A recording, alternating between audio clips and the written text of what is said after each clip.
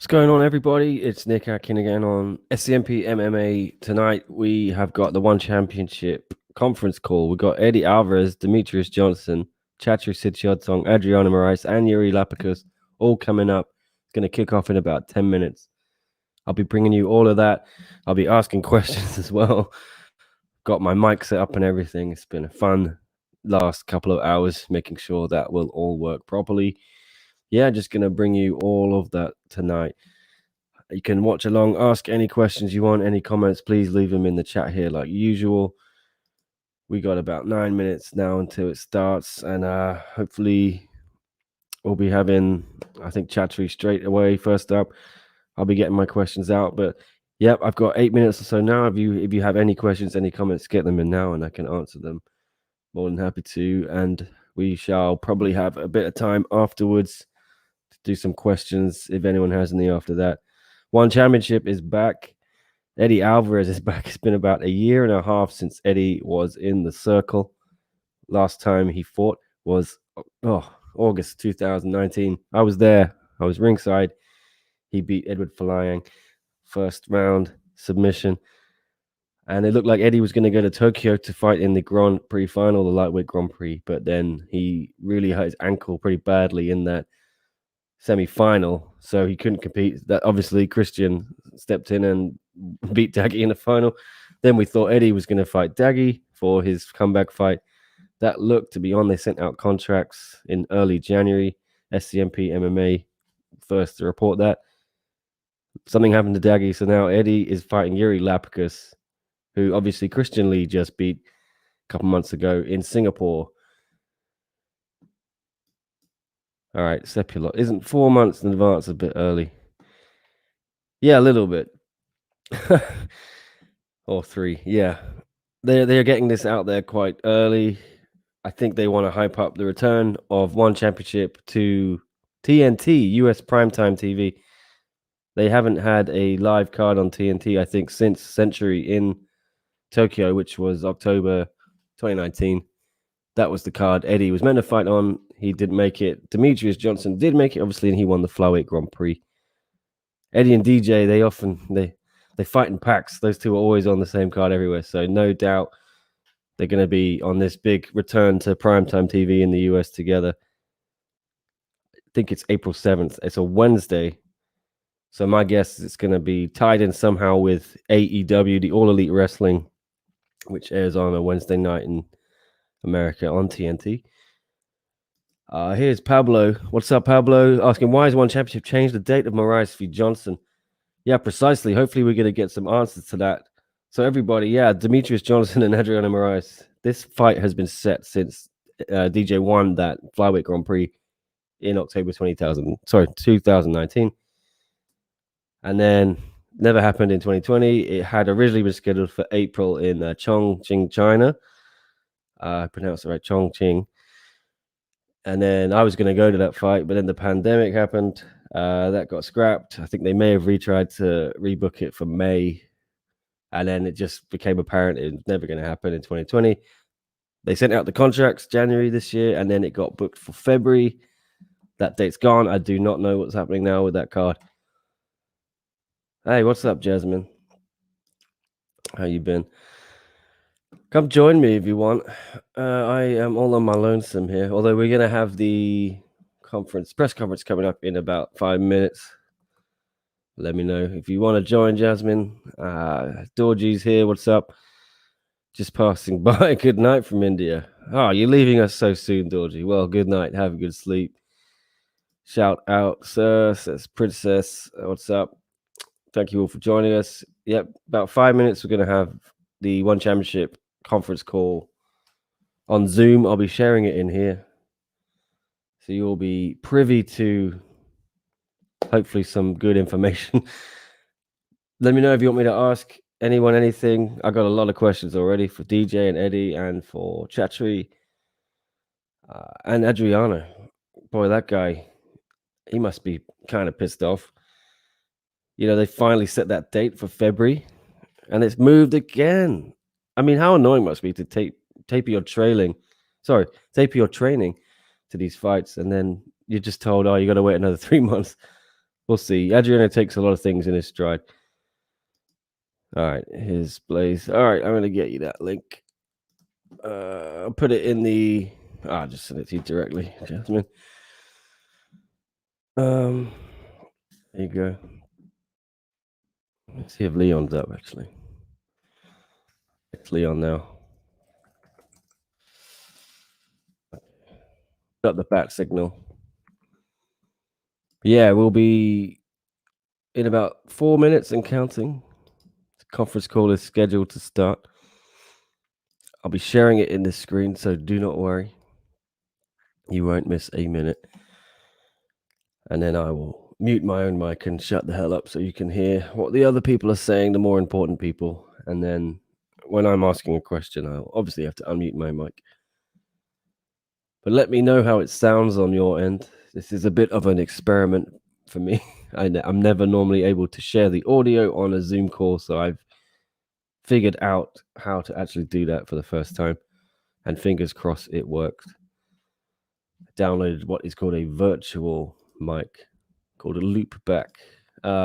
Seppi a lot. Nice to see you again. So is the Rug fight officially spoiled or just rumors?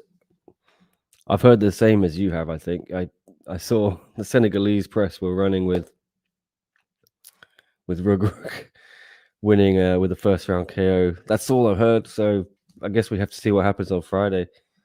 It's weird because one keeps things pretty tight, you know, so I don't know how that got out.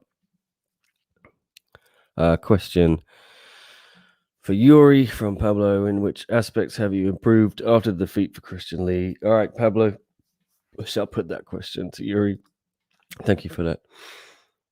Forgive me, if I'm not making much sense. It's about to go 1 a.m. here in Hong Kong, so it's been a long day already and a long night ahead, I'm sure. But that's what we do here at SCMP MMA. I hope you're all well, everyone watching. Good to see you here. Coming up again, 2 minutes. I'm hoping it's 2 minutes. I don't see much activity, though, on this Zoom call, so I'm still waiting for it to actually begin. Fingers crossed there's no delays. You never know, though. Okay, Dorji. Oh, good. You didn't go to bed, Dorji. Okay. Hang around for a bit. Yeah, let's chill. DJ is the best bantamweight and one of the best ever to do it. When he wins the one championship bout, I think he'll disprove by why UFC made one of the biggest mistakes to let him go. Hello. Is everything sounding good? No mic. No mic? Can't hear you at all. I'll just answer Dorji's question. Weird. Yeah, I think in hindsight, maybe a mistake to let him go, but Dana White will always say, he said at the time then, and he said again, that Demetrious Johnson didn't really draw for him in terms of pay-per-view buys. And I just don't think the UFC really cared about flyweights then. I still don't think they do, although the division has nicely rebuilt itself, and there's always exciting matches at flyweight. I do think one knows how to promote flyweights better a little bit. Oh, you can hear her. It's just me who can't hear her. Okay. That's a oh, let me figure that one out. Thanks, Stars. Freaked me out for a second. Can you hear me fine? That's the real question.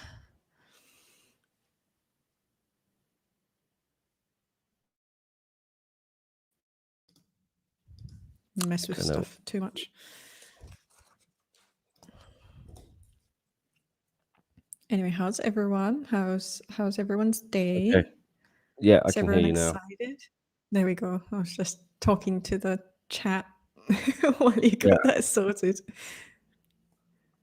I'm worried. Playing with fire here. This is new equipment, so what's new about it? I'm just using a virtual thing called Loopback, which picks up the audio from the Zoom application and then runs it through some kind of virtual thing into my... I feel like it worked just fine before those ones that we...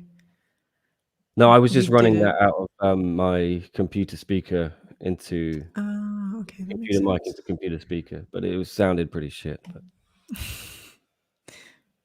Okay, Zoom call Meeting is one starting. flyweight world champion Okay. Adriano Moraes and his upcoming opponent, I know one that voice. flyweight world Grand Prix champion and number 1 ranked flyweight Can you hear it as Demetrious well, Mighty Mouse Johnson. MMA legend Eddie, the Underground King Bring fix in Alvarez the is also here with house. us, along Thanks, with his Chris. upcoming opponent, number 2 ranked lightweight Iuri Lapicus, accompanied by his manager and translator, Giovanni Besana. We will now start the call with opening remarks from Chatri. Chatri, please. How about tell us about the bloody atomweight? Good morning, everybody. Thank you very much for joining the One Championship Global Media Conference call. I'm here with flyweight champion of the world, Adriano Moraes, One Championship World Grand Prix champion, Demetrious Johnson, also legendary two-time world champion, Eddie Alvarez, number 2 ranked Iuri Lapicus, lightweight division. Today, we're here to announce something very exciting. We are going to debut in prime time in the US with a new series called One on TNT, Prime Time in the US, followed by, right after AEW on Wednesdays. We kick it off with every week in April on Wednesday, 9 p.m. prelims on Bleacher Report and BR Live. And then the main card goes to TNT primetime to all American fans. And we're really excited because this is the first time that American fans get to really witness a very unique brand of martial arts. We have over 150 world champions across various martial arts, showcasing a variety of styles, an exciting format, very much Asian production value, something that American fans have not seen in a long time. So we're very excited with our values, heroes, and stories approach. April 7th, we kick it off with the main event.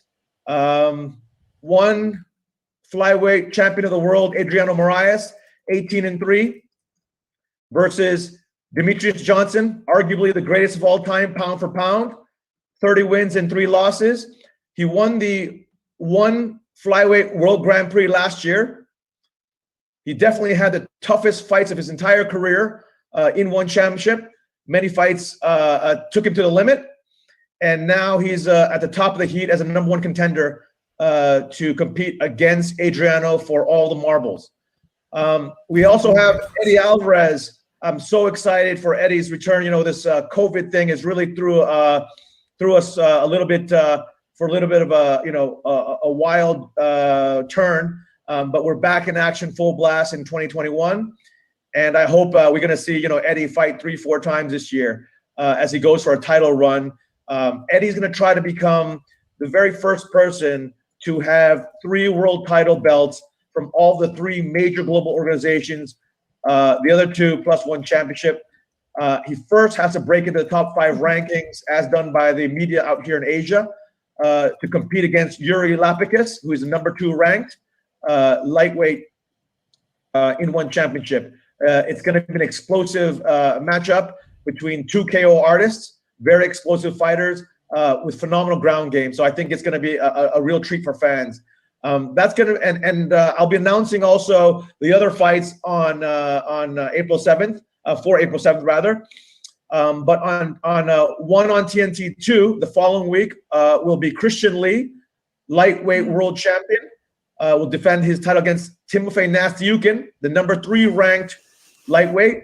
Timofey is the person, as you might recall, who competed against Eddie and gave Eddie a first-round KO loss, of which, of course, Eddie rebounded very quickly with a win over Edward Falayan. But that's going to be another explosive fight. Again, we'll announce more fights on that card. And the week after that is going to be Aung San versus Vitaly Bigdash 3, a trilogy fight between 2 former middleweight world champions at One Championship, KO artists again, and it's going to be a slugfest. And for One on TNT 4, I'll be making announcements shortly in the coming weeks. Of course, obviously announcing the full cards as well. Again, super excited for our primetime debut in America. Announced it at a You know, weight. this is a long time coming. When Turner and One Championship first announced our partnership, this was always the plan, to start broadcasting on TNT and in prime time.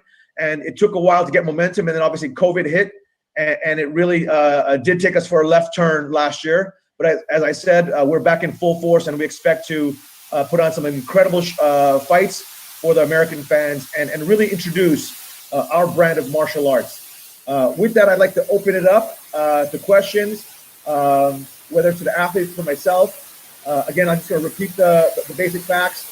I'm announcing U.S. primetime 1 on TNT. We'll kick it off in the month of April every Wednesday after AEW, the hit wrestling show on TNT. And it kicks off with 9 p.m. prelims on Bleacher and VR Live. And then it goes into main card TNT primetime. With that, I'm going to kick it off to any questions to the athletes or to myself. Obviously, this is huge news for American fans. Thank you, Chatri. So, to our media fans, it's your chance to ask your question. If you have any questions, I just want to elaborate on the protocol. I guess whoever's the host, can we open up the Q&A? Yes. The host is on mute. So, we will raise your hands when I read your name. The moderator will unmute you, and then you can unmute yourself and ask the question. So, just kindly restrict yourself to 6 questions at a time, just to make sure everyone has a chance.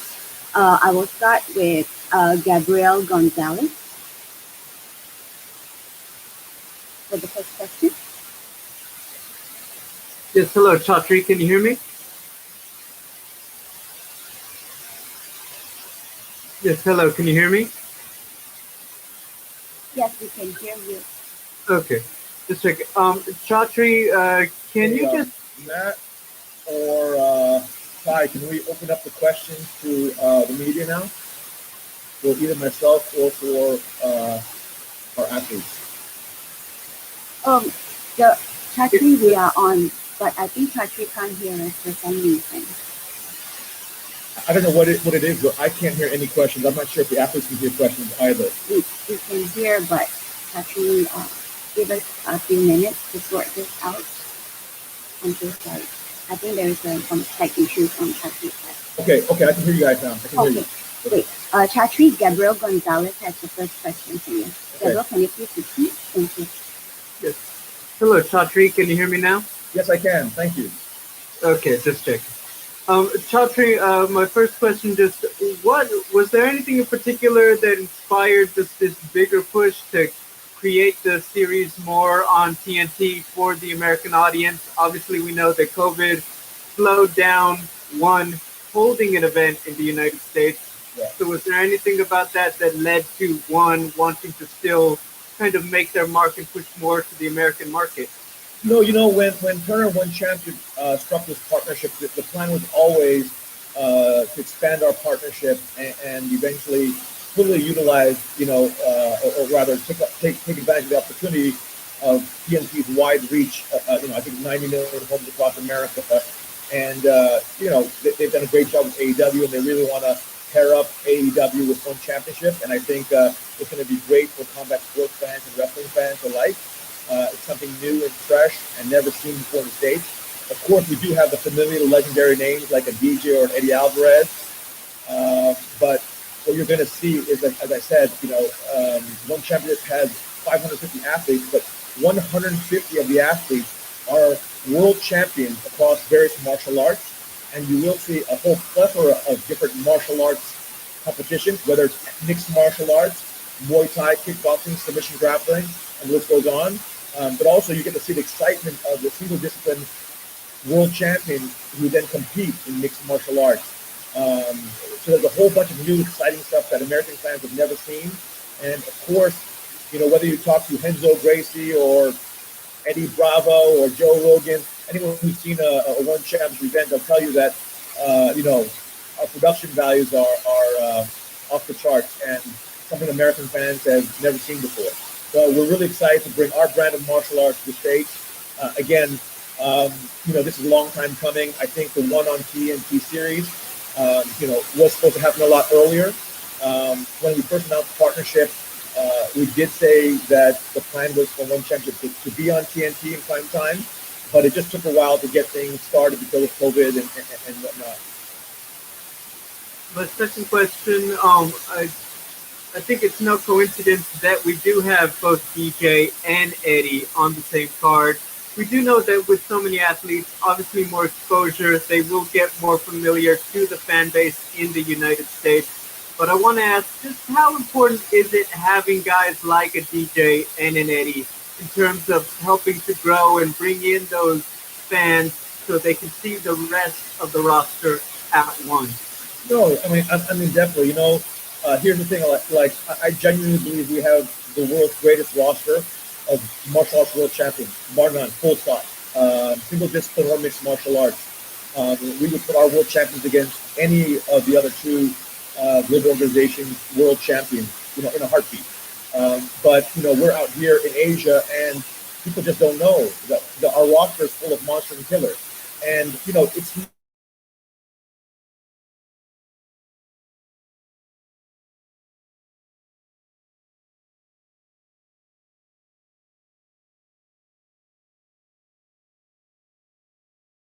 he's got victories, but he's had some of the toughest fights of his career in one championship. And again, whether it's Eddie or whether it's Yushin Okami, Akiyama, there's a bunch of former UFC fighters who come into one championship and lost. And as Eddie will tell you, the lightweight division of one championship is insanely deep. And just because American fans haven't heard the name does not mean these guys haven't been doing martial arts their entire lives and competing with one championship, the world's largest stage of martial arts. And this is going to be a great introduction for American fans, for sure. And of course, obviously it helps to have Eddie's story. He wants to be the first person and only person to win 3 world titles in 3 of the biggest global organizations in the world. And that's a fairy tale story right there. But he's got to go through a lineup of monsters and killers. And for Adriano, he's 18-3, just an incredible athlete. What makes him legitimately, I believe, DJ's biggest threat and toughest opponent ever in DJ's career, because Adriano is huge for his size, very tall, very long, and very lanky. He's a very unorthodox striker and a jiu-jitsu black belt. And he has no weaknesses, and so DJ has his hands full, as he has had already. But again, I'm really excited to showcase, our unique brand of martial arts to American fans for the first time in prime time on a regular basis. And one on TNT, this April version, a series of events rather, is just the beginning. Thank you, Chatri. Okay, Chatri. Our next question is from Jim Barcelona from Miami Herald. Please.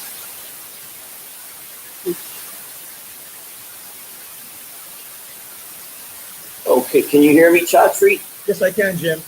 Awesome. Thank you so much. Hey, this is so exciting. I'm wondering, Chatri, Wednesday nights, you've got All Elite Wrestling as the lead-in. They've been doing very good numbers. It's a very exciting new group. And then you have Combat Sports with One following. I'm wondering just, what are your thoughts of being Wednesday night, having All Elite Wrestling, and then One, and trying to get their fan base into it, the Combat Sports type of night, and the importance of having it with All Elite Wrestling and TNT? Right. Well, so I think it's Turner's genius, genuinely. The leadership team at Turner obviously launched AEW to much success, and their idea is to combine AEW and One to create a phenomenal Wednesday night on free TV, terrestrial TV for all Americans to watch and enjoy. So I think it's a stroke of brilliance by the senior management team at Turner. And, we're going to go all in and do our part on TNT, on Blucher, and on DR Live, and just as they are as well. So, again, this is a long time coming. Like I said, when we first announced the partnership, this was always the intent, to expand and get on TNT. And unfortunately, just a series of things has happened, and just really, again, COVID really set us back in a big way in terms of delay. But again, we're here today, and I'm super excited. I'm also curious, Chatri, have you met Tony Khan of All Elite Wrestling? You talked to him. Did you see any crossover per se with whether it be just promoting each other, or even there's a Jake Hager who fights for Bellator. He also wrestles for All Elite Wrestling. Might we see even MMA fighters or pro wrestlers? I know they're two different entities per se, but still, any dealings with one another and doing some crossover there? Definitely. I have not spoken to Tony yet, but I know that our teams are talking, and I know athletes have already been, like I know Vico Bell, for example, has already gone to AEW, etc., and whatnot. And so I think you're going to see a lot of crossover stuff and a lot of co-marketing and a lot of, we bring a very unique fan base, and I think we do something very fresh, exciting, and brand new, literally completely brand new from anything. I mean, I'll give you an example, right? On April 7th, you're going to see, a Muay Thai world champion compete in Muay Thai with 4-ounce gloves. Legitimately one of the hottest strikers on the planet, full stop. No one's ever heard of him in America. But when they see him, they will know. Tang is literally one of the hottest strikers in the world, a wrecking ball machine. And then follow, we're going to have Eddie versus Iuri, mixed martial arts, So, one thing about One Champion is we really mix it up. It's not just our world-class production value, this whole, Asian, electrifying, high-octane production that we're known for out here. But it's genuinely a whole plethora of different martial arts where you have legitimately the world's greatest martial arts competing. And so, again, American fans have never seen anything like this. It's our unique brand. But yet, at the same time, we do have familiar names, legendary names like an Eddie Alvarez or a DJ or a Sage Northcutt or a Vitor Belfort, etc. So, you're going to see a lot of new faces, and martial arts at the very highest level in the world. So something fresh, new, and exciting. Thank you. Thank you, Jim. Next, we have Jesse Holland from MMA Mania with the next question, please. Thank you, Jesse. Hi, Chatri. Thanks for taking the time today. Can we assume that if you get the response from the stateside audience that you're anticipating and you introduce yourself to a new audience, some of the crossover fans from AEW and the like, is this kind of a springboard into getting live events in the USA? I know I've been harassing you about this for every call for the last couple of years, but I know that some of the longtime fans are still asking, when are we going to get one in the United States? Is this kind of the next step in getting here? Absolutely. Again, we have every intention of having our first event in the U.S. Again, COVID has thrown, a curveball, not just for us, but literally every sport property around the world, right? Every sports league. So right now, U.S. still, when I look at the COVID situation relative to other countries, for example, in Singapore, it's almost zero every day now, okay? In terms of new cases. And it's basically zero. So, whereas in America, it's still, it's still rampant. But the good news is the vaccine is here, and, let's hope the world gets vaccinated in the next 12 months and borders open up. But I can't wait to get in the States. But, TNT, the leadership team at Turner has many times told us they'd love to have one championship here in the U.S. And it starts off with one on TNT. Thank you. Thanks, Jesse. Thank you, Chatri. Thank you, Jesse. Our next question is from Jason Burgos of and Mixed Martial Arts. Jason, please. Hey, Chatri. So for Eddie Alvarez and Demetrious, both of them have been out for a long time. Eddie's been out for 20 months, Demetrious for 17 months.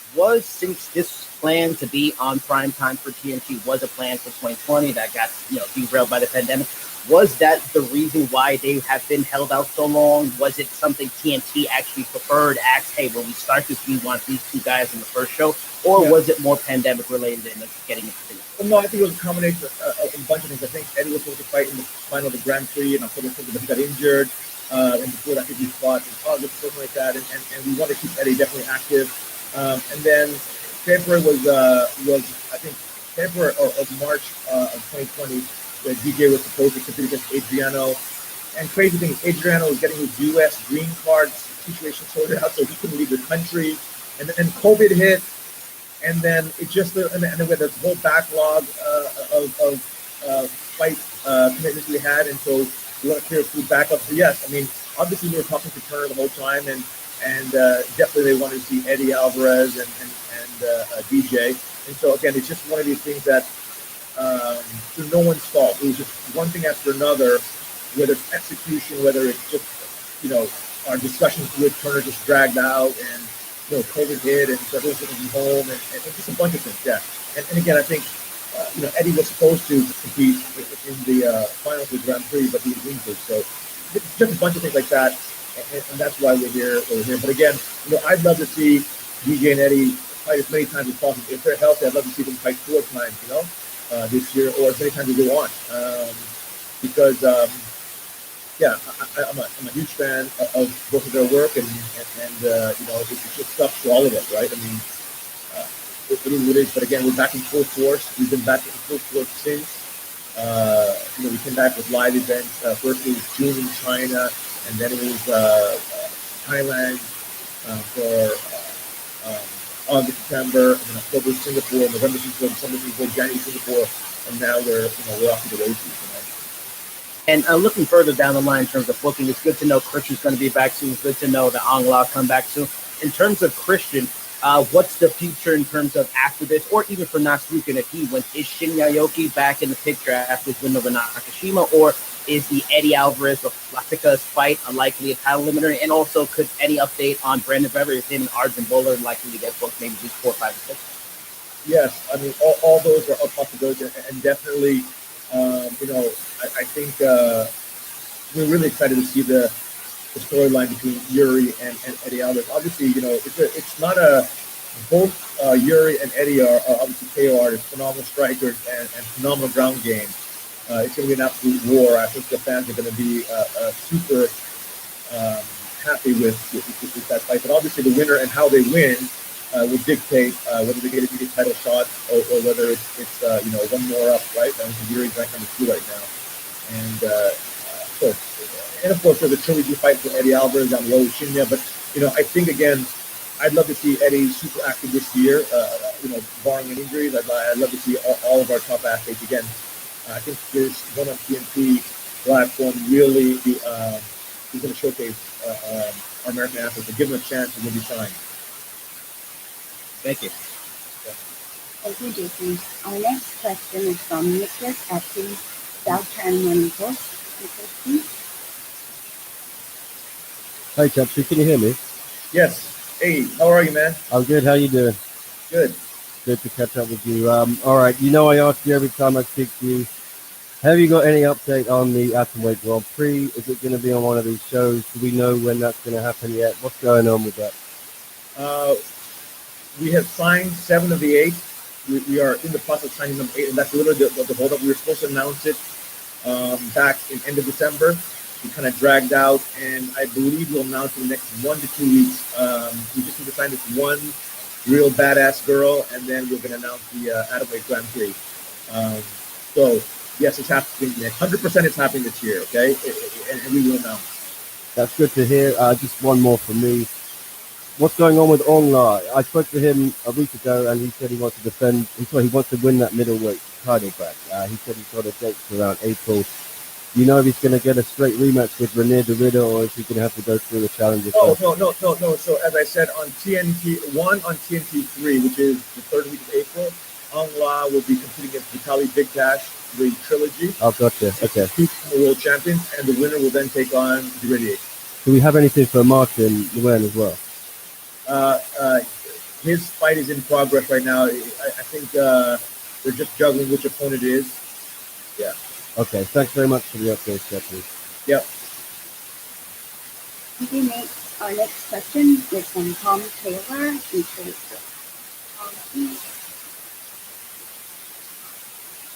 My first question is for Demetrious Johnson. DJ, can you hear me? Yeah, I can hear you. Awesome.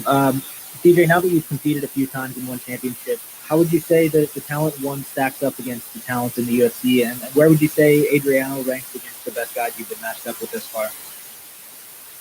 Well, I would say, like Chatri said, the talent pool in one championship is full. I mean, it's stacked. They're all monsters. And, you know, the first, sorry, I thought somebody interrupted me. And the first 3 fights of my career in one championship were very tough, especially that Grand Prix model, that back-to-back. It's a lot of stress in the body. And when I feel like when you compare the athletes from North America to, you know, Asia, I feel like they've been doing it their whole life. Like, martial arts has been embedded in Japanese culture. You know, when you look at Ryo Wakamatsu, Iwata, and Jane Kingat, those guys have been doing martial arts longer than I have. I started when I was 16 years old. And as far as Adriano Moraes, he poses a lot of problems. Obviously, he's long. He's a great grappler. Unorthodox striking. But you've been doing this for a long time, and all you can do is go out there and give your best. And go out there and throw the show. Awesome. Thanks, DJ. Just a follow-up question for the champ, Adriano Moraes. Where do you think, how does DJ compare to your previous opponents? Where does he rank amongst the toughest guys you've ever fought?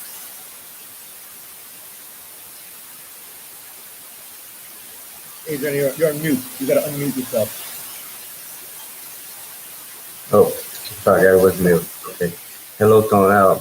It's like I say, you know, DJ is DJ, man. He's really good, you know, like everywhere. You know, his transition is awesome, man. He's a legend, you know. DJ is DJ, win or lose, you know. I'm gonna there and give my best and try to finish him all the time, you know. That's what I'm gonna do. And for me, it's a good opportunity to be live on TNT, you know, and defend the one flag, man, in UFC territory. Amazing. Thank you so much. Thank you. Thank you. Our next question is from Andrew Whitelaw from IndianMMA.com. Andrew, please.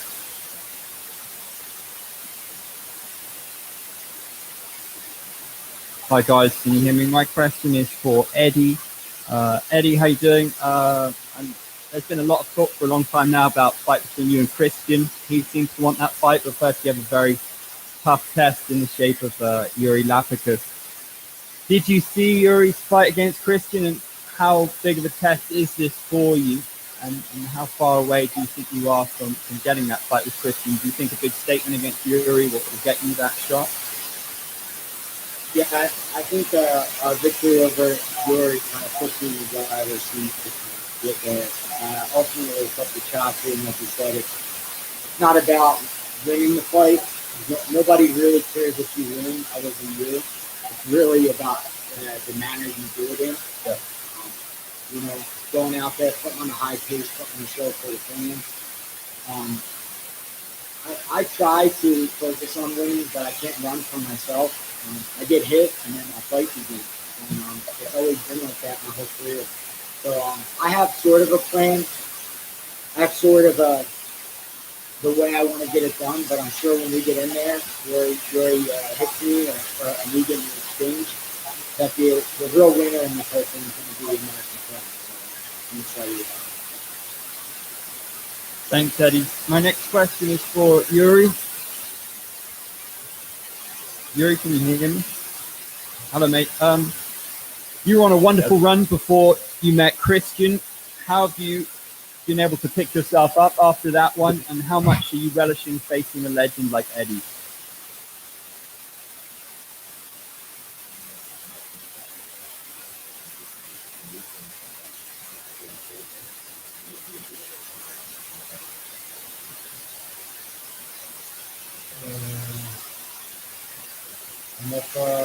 Diciamo molto bene la sconfitta, però mi sono ripreso tornando sempre in palestra allenandomi e Ho imparato tanto dopo la sconfitta e vedrò di migliorare quello che non ho dato in quel match. Okay, I translate. Of course, with Christian, it was a tough loss, but I feel like I've learned a lot from that loss. And the answer is always hard work. I get back immediately in the gym, and now I feel I'm 100% ready for Eddie Alvarez. He's a legend. I respect him, but I feel like he's a chance of a lifetime for me. Thank you. Thank you so much, Andrew. Our next question is from Damon Martin from MMA Fighting. Damon, please.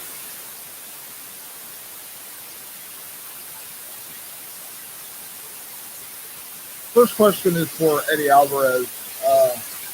Eddie, I know you, when you signed with Warren, obviously you wanted to stay busy. You're looking for a championship. You can't predict a pandemic is going to hit and make you sit out. But can you kind of give me an idea, like, has it been frustrating? Has it been tough, missing out on all of 2020 and now, finally making a return in 2021? Can you kind of give me an idea, like, what the mental and the physical side of being out for a year and a half has been like for you? Yeah, of course it's been frustrating. This game is about momentum, building momentum, creating momentum. But, it was unfortunate. I would have liked to compete in the finals, but pretty busy. Twisted my ankle off a little bit, and I had to stay out. And just like I had an unfortunate situation, I think one championship and the rest of the fight world had an unfortunate situation in COVID. So, none that were within our control, and if they were, I believe we would have controlled them. So it was just it wasn't the ideal situation for me, and I know that this isn't the ideal situation for one championship. So I'm just excited to get back in there. I've been fighting 17 years since I was 19 years old. So if I get a few months or even a year where a promoter doesn't call me for a fight, I apologize, but I'm not the saddest guy in the world.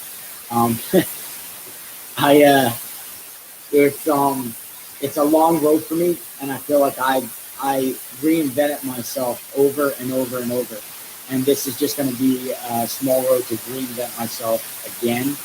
And it'll start with Iuri, and it'll end with Christian or whoever has that world title.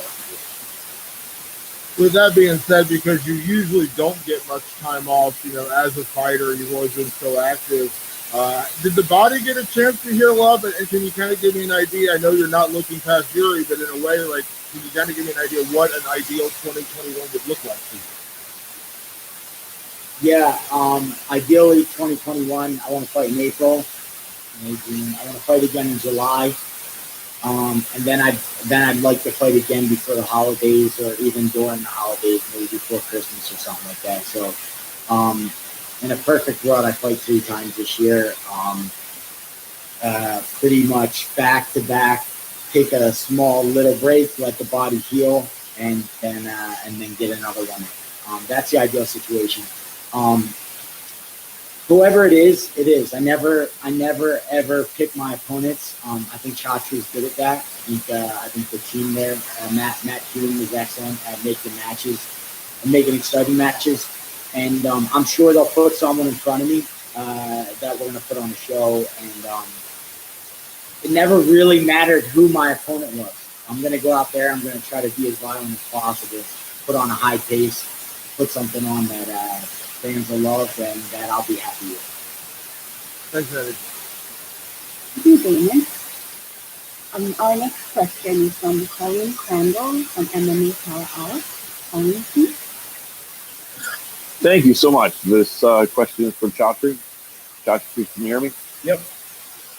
And so this Wednesday night at 9 p.m., this is going to be 9 p.m.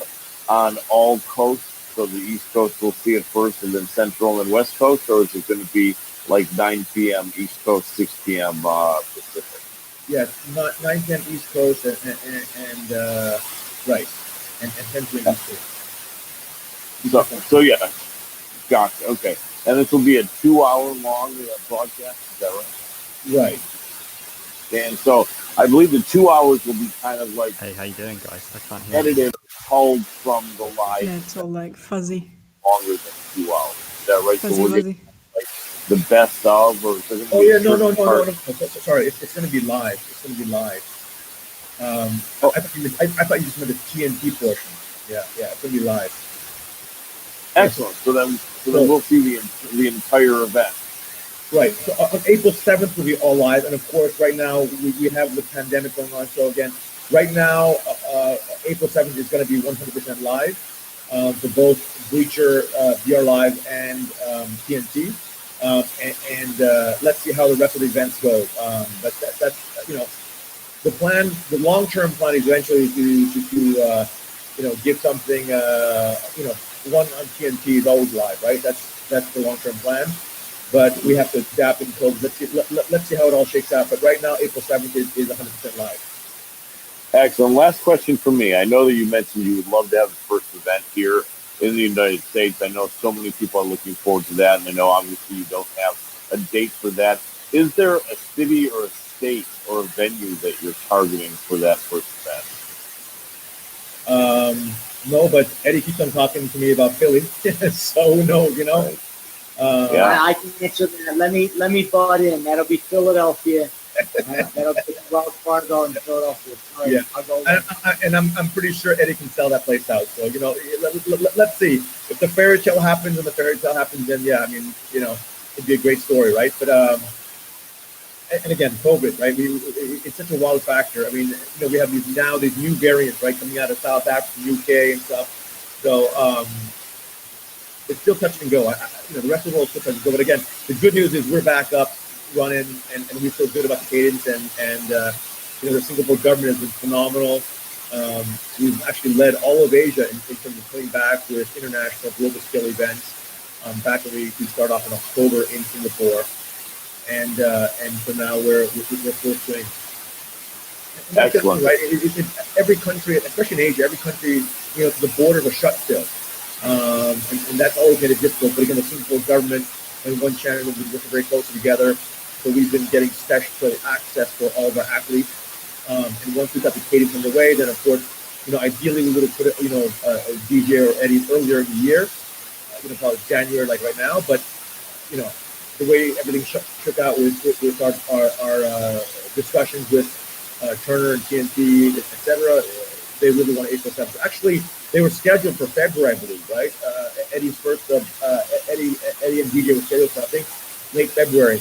But then at Turner's request, so it was going to be at TNT's level, but at Turner's request, they wanted more time to really market and get their ducks in a row with AEW, etc.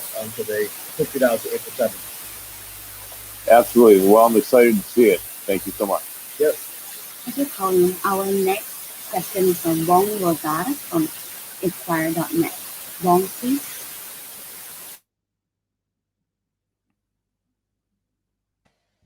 And now you've shut the whole thing. I think he's on mute. Yeah. Yeah, it's something on Nick's end, but we haven't figured out what it is.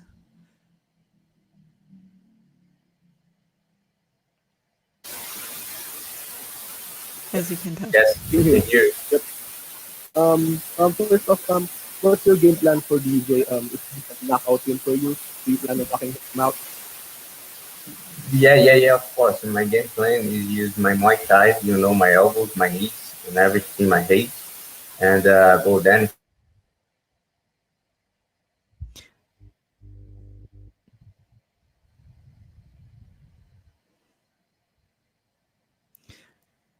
Look, it's something on Nick's end. We haven't figured out what it is. It's just some technical difficulties.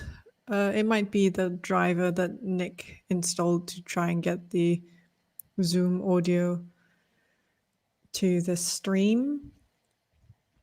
Also, Aiden, Nick did ask a question. You missed it earlier. And Andrew asked the question as well. Couldn't really hear it though, sorry.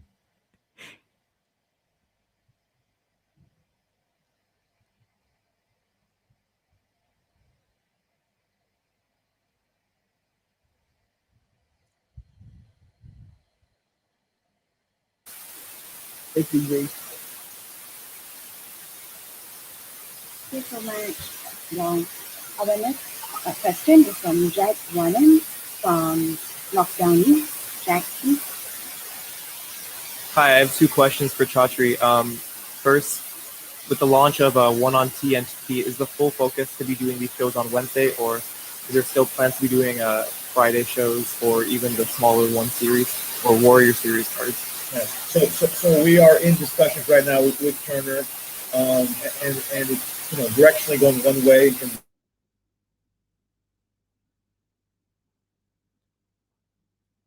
And so I don't want to reveal everything right now, but I'll just say that there are a lot of discussions going on, and the first thing is One on TNT on Wednesday night, and hopefully we have some more news. See, I think yes.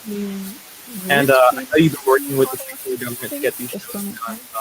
How is that process going, and do you plan to continue doing the events in Singapore? Yeah. I mean, again, like out here in Asia, all the borders are closed.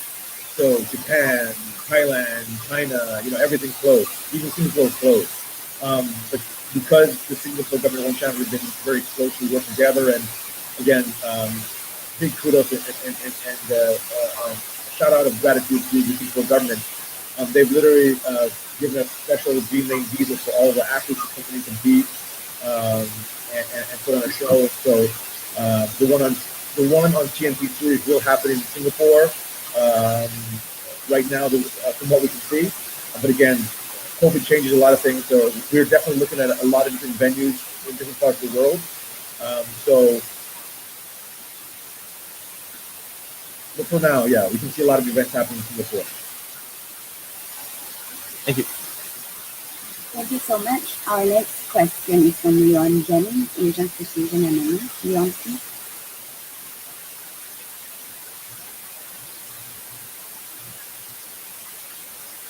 Hi, question from Chatri. Is one of your top priorities how this kind of training season between two cards and possibly Peter Delport and making one debut? Yeah, like I said, I have a lot more announcements to make on, and obviously we do want to bring out, all the most popular U.S. athletes to the U.S. fans to recognize that they also compete. The other athletes are champions. So, yeah, I mean, just have to be patient and wait till bout agreements are signed and we're ready to announce. Yeah. Any questions for Demetrious? You mentioned some of your concerns about competing with restrictions and the whole COVID situation. How well prepared will you be for April 7th? And what are the positives you've taken out of the whole situation in 2020? I was told COVID restrictions here in Washington State. We were finally open, not fully back up, but we're fully open back up. So it might, at AMC, we were training in pods, a team of 7. So it's not like we were back in the day. We have big, group training partners. So we selected the training partners that's going to train the best, the greatest, the raptors, the April 7th. With the whole downtime with COVID, I'm taking advantage of it, man. I'm a family man, spending time with my kids, getting ready for school. There was a point in time when the pandemic happened, and I didn't train from, I think, January all the way to March or April, or even May, because our gym was shut down. And the pandemic in Washington State, I think it was 5 minutes away from our gym. So we took COVID very seriously. But, we're back and running and excited for April 7th.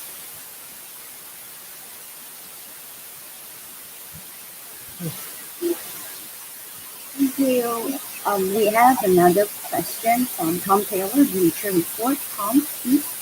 Thank you.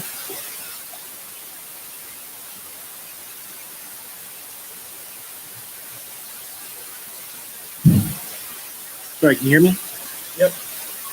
Yeah, you mentioned at the top of this call that you're excited to give Rod Tang the opportunity to sort of introduce himself to North American fans on this big debut card on TNT.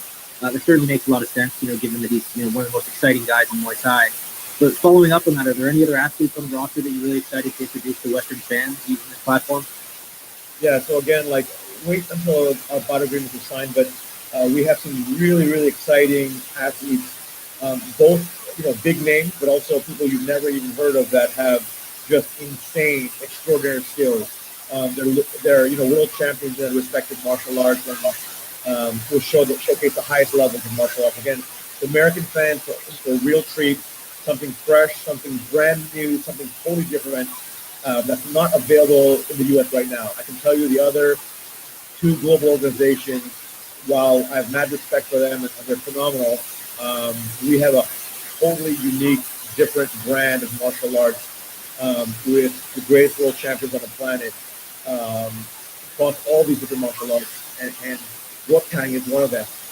People are going to be blown away when they see Woktang. When people talk about, what I find kind of funny is when you see American commentators say, this is the greatest striker on the planet, when there's an American athlete or, a Brazilian athlete in one of the other two global organizations, I can tell you that in Asia, if you want to see the best strikers in the world, come here, and then you'll really understand who the best strikers in the world are. And that's why we're so excited to showcase some of them. Eddie is considered a world-class striker from North America. When he comes to Asia, and he was blown away by the level of technical striking out here. DJ, the same thing. DJ came out here, and he's just blown away. He's just, as you were saying, I think Americans grew up in, wrestling in high school and have obviously phenomenal wrestling. Just like Brazilians grew up with BJJ. In Thailand, you go with Muay Thai, when you're 3 years old, 4 years old. So kicking and punching and kneeing with elbow, it's just a different level. People have never seen it before. And so when you see Woktang, guys, you'll see a wrecking ball, a real. It's going to be an insane fight against Jacob Smith. Two fighters come forward all the time, and so yeah. So I'm really excited for American fans, man. Like they're going to see something they've never seen before in the production value they've never seen before. The highest levels of martial arts in the world. Incredible strikers. Pound for pound, the greatest strikers are in one championship. No ifs, ands, or buts. 150 world champions out of 550 athletes. It's the largest roster on the planet, the largest collection of world champion athletes. Full stop, bar none. And American fans have never have ever been able to witness that. So now we're really excited for our partnership with Turner and that we're going, expanding it. Great, thank you so much. Yeah. Thank you. Our next question is from JN Siasat from GMA Network. JN, please.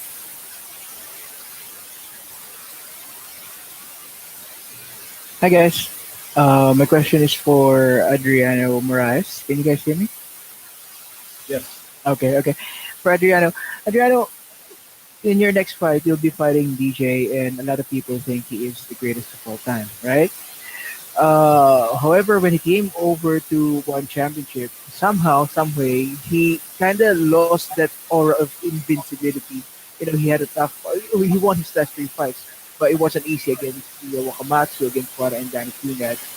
I'm sure you've watched all those 3 fights. I just want to ask you, what have you learned in that 3 fights that you think you can apply in your fight against DJ, and in order to beat him? Yes, of course.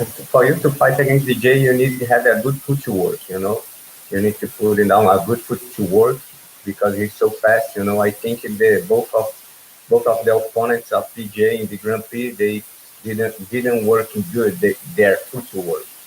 So against DJ, I'm gonna put my footwork to work. I think this is gonna be a good move for me to get him back in the fight. Okay. Follow-up question for both of you, DJ and Adriano. One of the top guys in the division, and has been wanting to fight you both again. It's actually Danny Kunad. He's one of the top contenders in the division. What do you guys feel about giving him a rematch? Whoever wins between the two of you guys. Yeah, it's for me the question. Maybe. For you and DJ, whoever wins. Okay. Okay. Yes, I remember when I fought against Danny King guy. Danny King actually he really quick in the first round, and but for me it's no problem. I can do a rematch for him later. For me it's not a problem to fight against Danny King again. No problem. Thank you. What about DJ? I'm sure I'll see Danny King Dad in the future. I mean, he's young, upcoming athlete. He's a great team with high ability. And fighting him, I determined he was very explosive. And he's still young. I mean, he's like 24, 25 years old. So, I mean, as long as he stays in the game, he's always going to get better and improve. And absolutely, I mean, if he works his way back up to the top of the mountain, or me, Adriano, I'm sure both of us would be happy to get him a rematch. Thank you, guys. Thank you so much, Dan. Our next question is from Jordan Novak. Jordan, please. Hi, question for Chatri. Can you hear me okay? Yes. Hi, Chatri. So after Rod Tang's fight in April, he's mentioned in the past some interest in potentially converting and switching over to MMA. Are there any plans in 2021 or potentially 2022 for Rod Tang to make that conversion to MMA? Yeah, a lot of Muay Thai world champions have expressed that, right? I mean, it's no different than how, I don't know, an NCAA Division I wrestling champion who's gone to fuck with MMA or, Olympian wrestler wants to fuck with MMA. I think that's just, when you're at the top of the food chain in any given martial art, some athletes find it very interesting to go test, it's kind of a less rules format like mixed martial arts. So we're trying to definitely express interest. We have Sam Fairtex, who is a two-sport world champion in Muay Thai and kickboxing in one championship. She's also in MMA. I think she's 5-0 or 5-1 or something like that in MMA. Yeah, I mean, you're definitely going to see crossover, so it's going to be a lot of fun. But the fact that one chapter we showcase all the different martial arts, that's what makes it fun too for our fans. Like, you'll have a world champion in kickboxing, and he or she will cross over to try to be a world champion in MMA, or vice versa. And maybe they'll experiment in Muay Thai, and so or submission grappling. So there's we showcase the full spectrum of martial arts in the championships, and so that's something fun for fans and a lot of storylines there. Thank you so much. Thank you. Our next question from Jackson Rudolph. Jackson, please.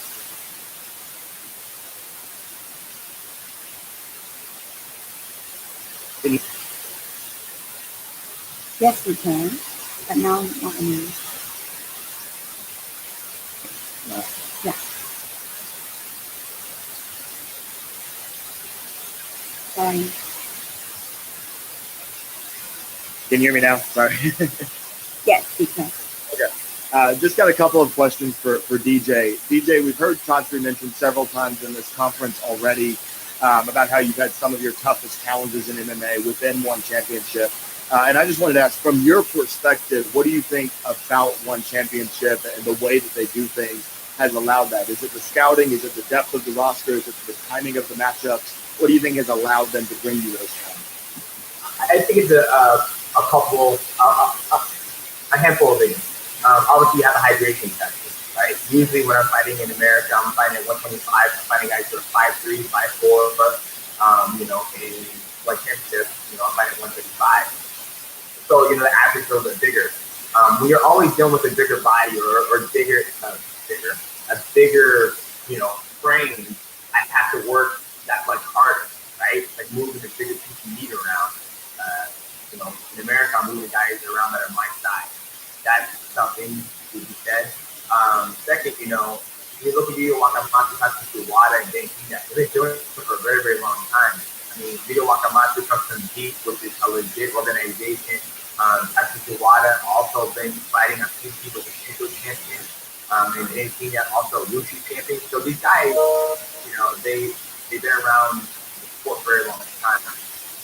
And like I think the biggest thing is probably the hydration. Is that when I fight at 125, and you have to make that weight at 125 and then turn around within 24 hours to be able to compete at a very high level, I think I was probably one of the best that ever do it. I can push the pace while dehydrating myself and kicking to my opponents. Where now nobody's dehydrated. You're fighting a bigger frame. Guys are 5.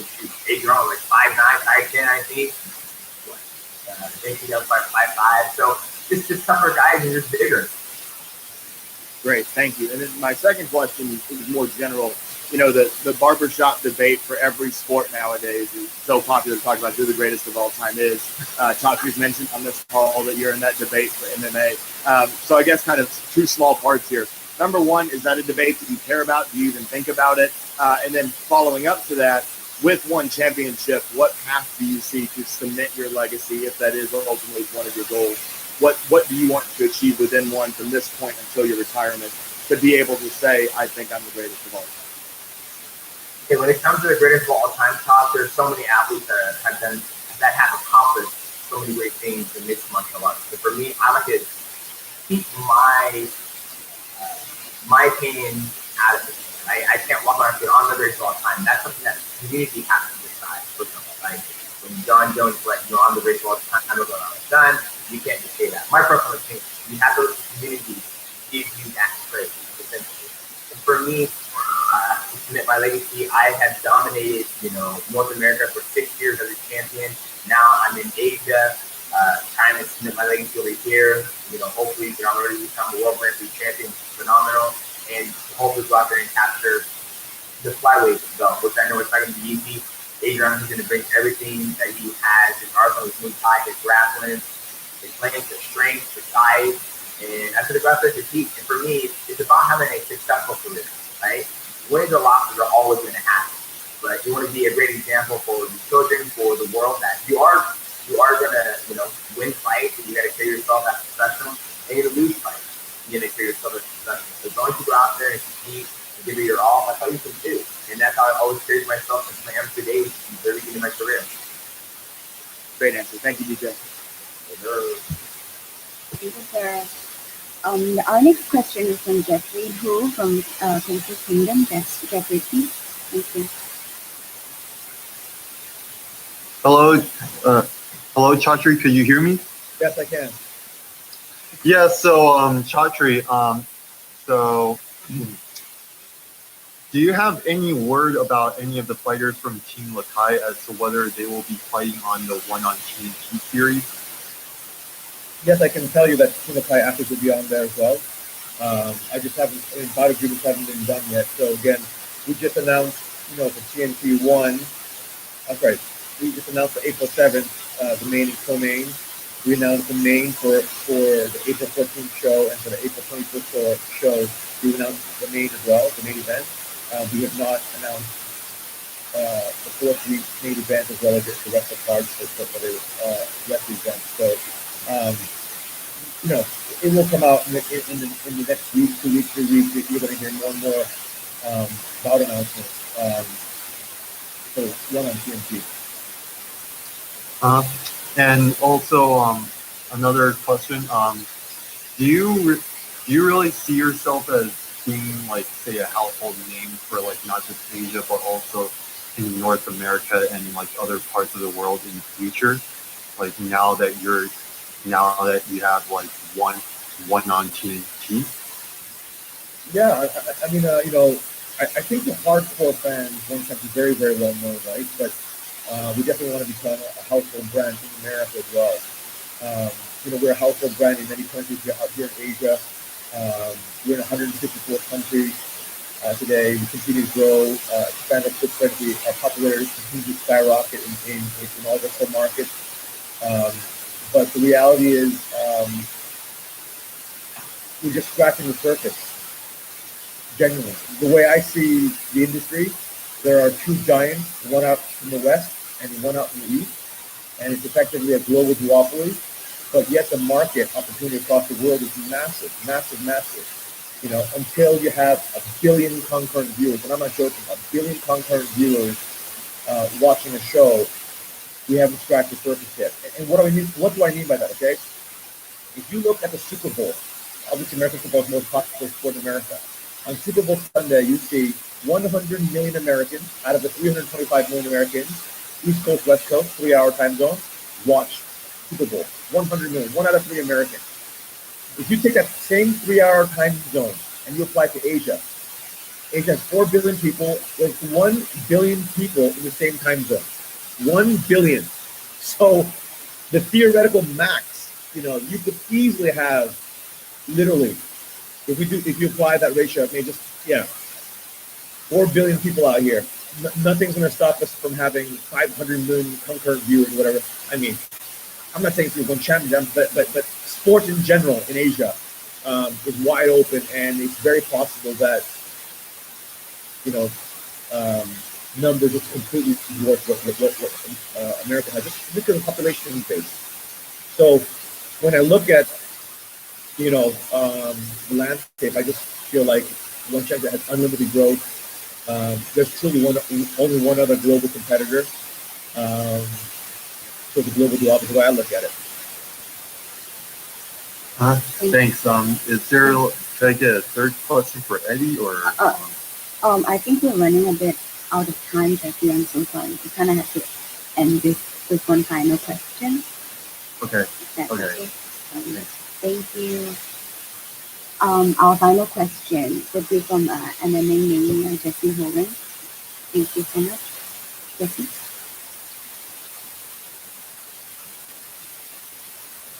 Yeah, this question is for Iuri. Two-part question. Iuri, you think you've been overlooked a little bit coming into your Eddie fight because of your performance last time out? You have a really great record. Really been doing good things inside the cage. But do you think you're getting overlooked based on what happened against Christian? And the second part of the question is, do you think that a win over Eddie, somebody with his name and his accomplishments, is enough to get you back into that title fight?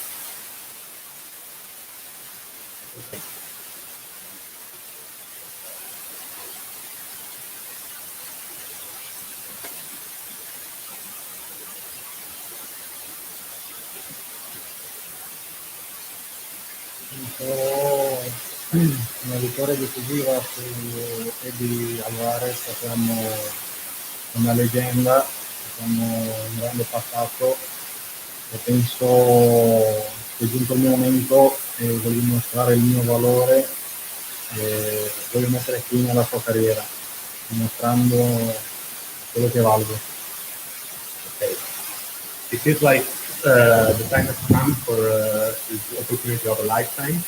Eddie Alvarez, of course, is one of the biggest names out there. He's a legend. He grown up watching his fights, but it's sure that this time it's going to be the man who's going to end his career, and he's going to finish him on the 750.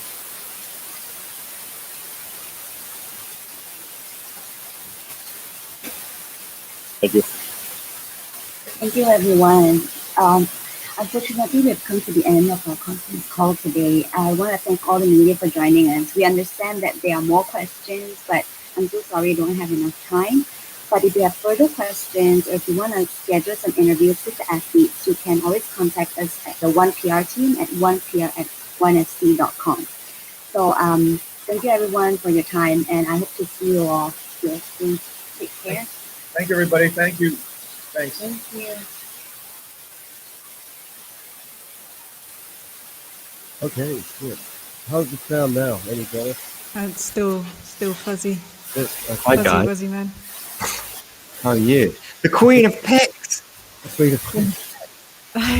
It's really a pleasure to be in your exalted presence. Well, not really. What a legend. Digital present. Have people actually started, they should really put some money on everything that you say if they want to get rich. I'm so impressed. Oh, I hope Wow. not. Well, how's the sound now? Because it shouldn't be on my end. Perfect. There we go. Is it better? That was awful. Yeah. I couldn't hear it. What did it sound like? It sounded like we were in a rain shower. Oh, okay. Well, there's nothing I could do, really. Otherwise, there would have been no audio at all. That's why I didn't want to be rude and leave the call on Zoom or to like have it look like I left. So I had it like an echo as well. So the rain shower with an echo. So it's like a double whammy. Well, apologies everyone for the shit sound. I'll try and upload a proper version on whenever they send that out. But hopefully you got something out of that. I guess the takeaways, I feel like I definitely did. Yeah. So the big thing is one on TNT, a new weekly event starting on April 7th. Going to air after AEW Dynamite on TNT. I'm a big fan of AEW, All Elite Wrestling.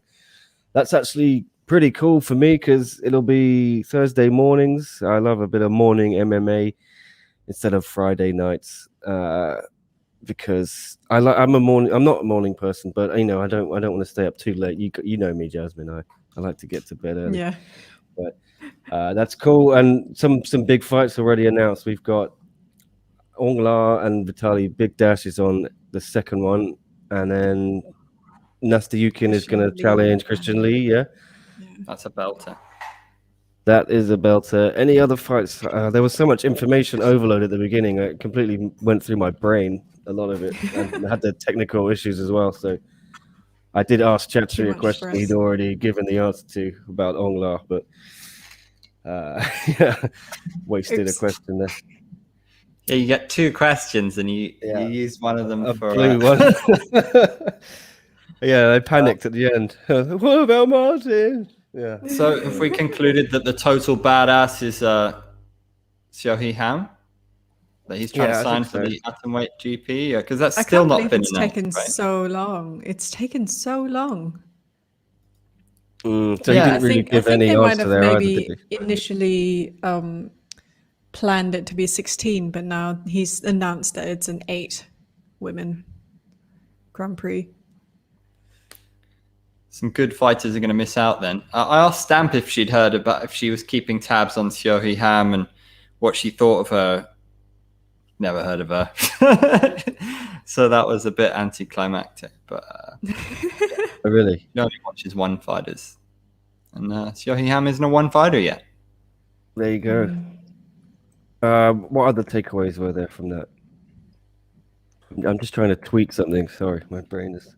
I enjoyed it when someone asked if someone said, "Oh, well, fighting talk, trying to spice it up a bit with DJ." Oh, he says he wants to knock you out, and DJ, to be fair, was like, "I've been hearing that for quite some time now." Did you hear the questions? The completely planted questions near the end. They always ask about Team Lakai though, and it's always the Filipino media. It was one where it's like, "Oh, what's it like being so great, Chatri?" Oh gosh, yeah. And then the poor guy was like, "Oh, can I just ask one for Eddie as well?" So he blew his chance, by asking the planted question. So, I had like 2 more for Eddie and Adriano as well.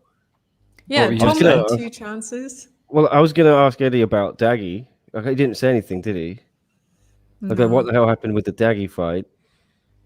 And I was going to ask Adriano, just like I trying to want to get something out of one of them about Dustin Poirier, and I was like, well, he's your teammate. What's it like? The inspiration of a huge upset win. Do you feel you can ride that and pull off the upset here, the shock? Even though you're the champion, I guess you're the underdog. That's what I was gonna do, guys, and didn't happen. So sorry. Does Adriano do anything with Mike Brown? Because surely Mike Brown is looking as a strong contender for Coach of the Year at this very, very early stage of the year. Already. I did want to ask you about Mike Brown, but there was no time, guys. Sorry.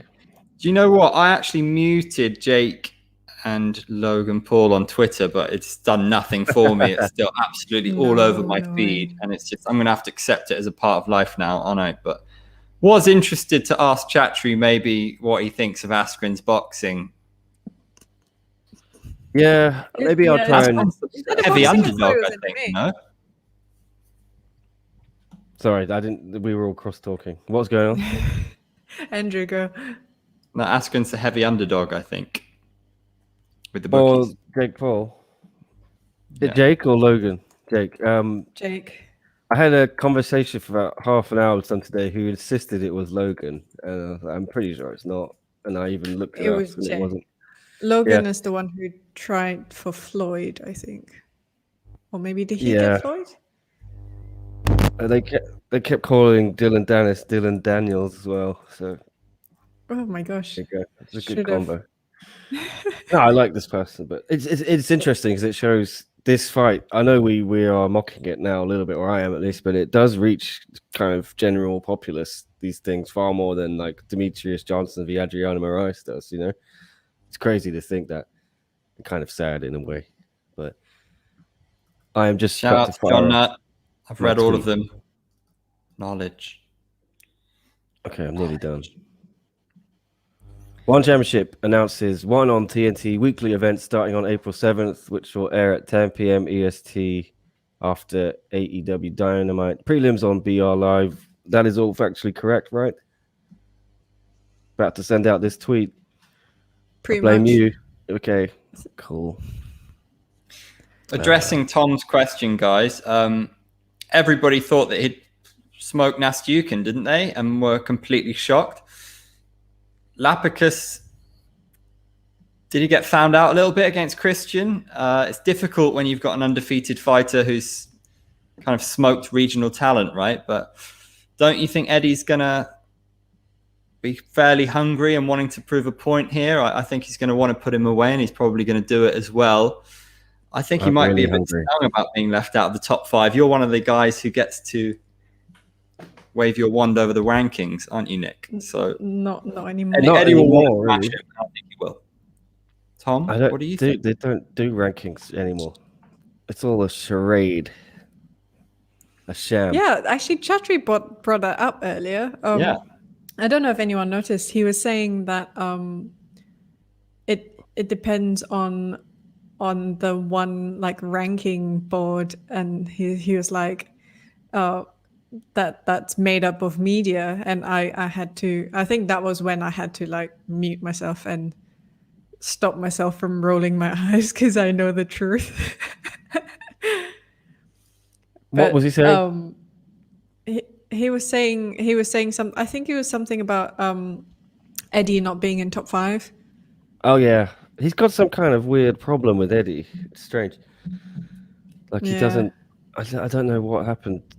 Eddie used to be his favorite, and now he seems to not want him to succeed. Or I'm not sure. Eddie's definitely playing ball now, though. I asked him about wanting to fight Christian, and he was like, "Oh, whatever the promotion wants, whatever Chatri decides." So Eddie seems like he's on best behavior at the moment. To be fair, though, I think John went on about this the other day. Eddie versus Christian is one of the most exciting fights that one can make in any discipline. No, it's something we have to see. Eddie's not getting any younger either. I do agree, though. Rod Tang, introducing him to the American audience, that's awesome. Rod Tang, more love for Rod Tang, please. You can't not love that man, can you? I would genuinely love to see the Americans kind of take Rod Tang into their hearts because he's so much fun to watch. Yeah, and just the whole split of the disciplines in one, that will be like that's definitely something the Americans haven't been able to enjoy except for like at weird times in the morning. So just seeing that Rod Tang is on there is one thing, and Rod Tang is the best possible person to put forward, especially for Muay Thai. I'm wondering if they're gonna maybe stick in more Muay Thai fighters, or maybe try and like squeeze in some kickboxing, but I guess we'll have to wait and see. Rod Tang's in action, isn't he? He's fighting a British guy, but not for the title. It's a non-title fight. Some Jacob Smith, I think. Yeah. Something Smith. Tom Taylor can still vote on the rankings. So it's just Leon and myself who have been removed unceremoniously. Lapicus. Poor things. Yeah, so Lapicus, do we think he can do any better against Eddie than he did against Christian? Because he was his first round TKO against Christian Lee, inside or enter the Matrix, one of them. Let us know how you think of doing the comments.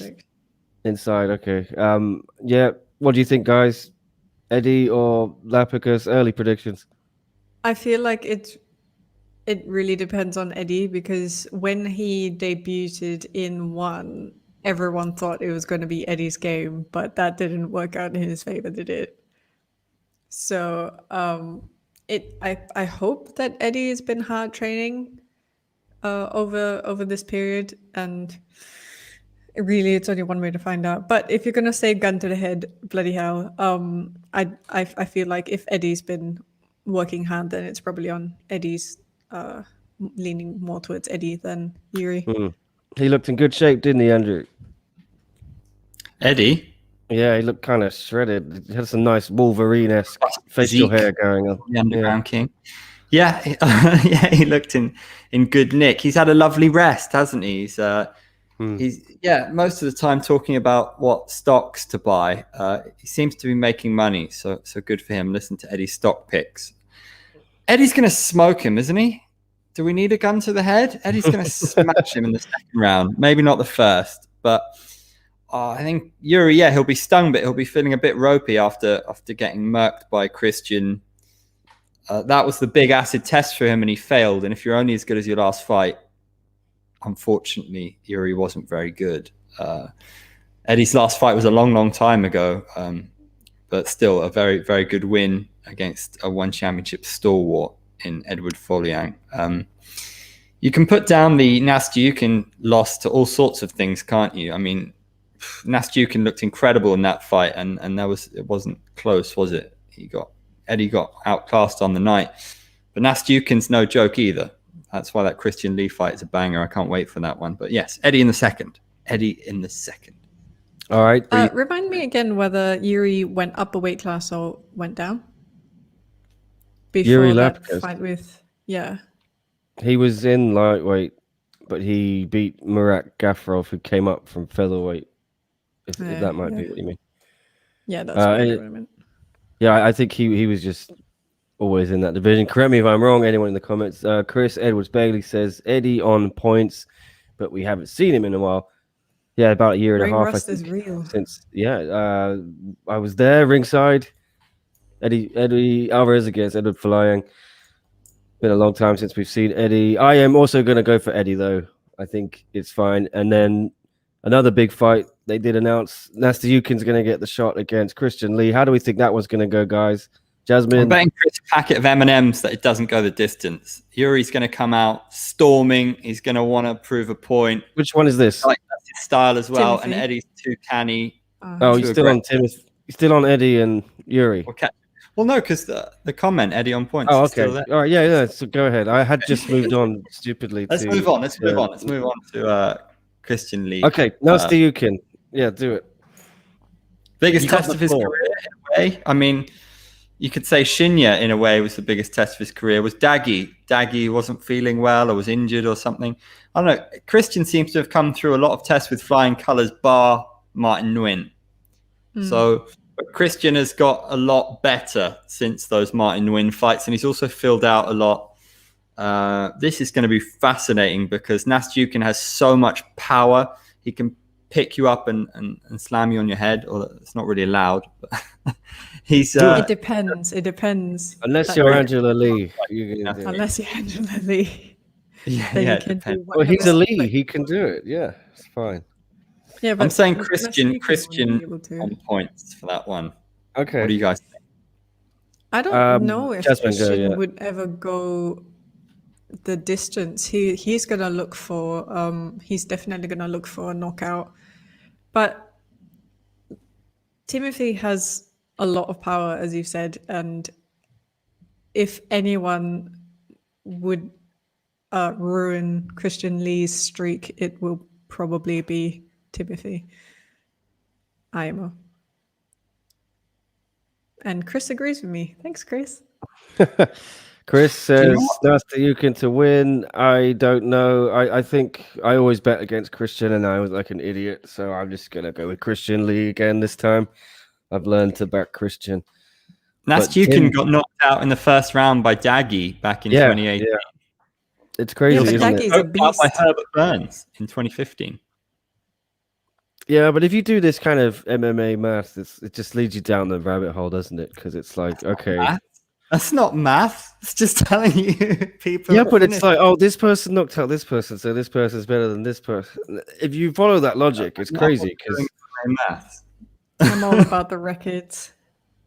I'm saying if you say this person beat that person, it could just lead you to then Demetrious Johnson could beat like Francis Ngannou or something. It could be you could have like the craziest results from that. Yeah, that's all I'm saying. I mean, because Daggy did beat Nastyukhin, but Nastyukhin beat Eddie. I don't know. It's a really tough fight. Nastasiuk can look really good against Peter Baust. I will go for Christian. God damn it. Third round. Christian will finish him. Christian, here's Sepiot says Christian's reckoning is coming. I'm telling you. I don't know. I love That's a how bold Darcy's always talk. on my team. Yeah, bold talk from you. That is my analysis. Yep. Good analysis. Why does everyone hate Christian Lee, Andrew? What is this hatred or this dislike? Does of everyone Christian? hate Christian Lee? Did I miss something? I don't know, man. I don't know It where feels like this there's a strong lot of word people. comes from.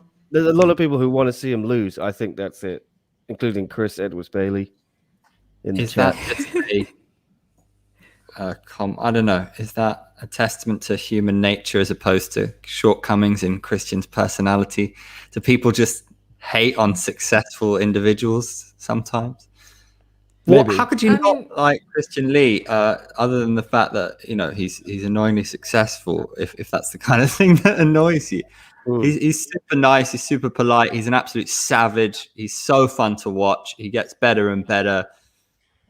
I know that like Martin Nguyen fans definitely reveled in those two losses for Christian.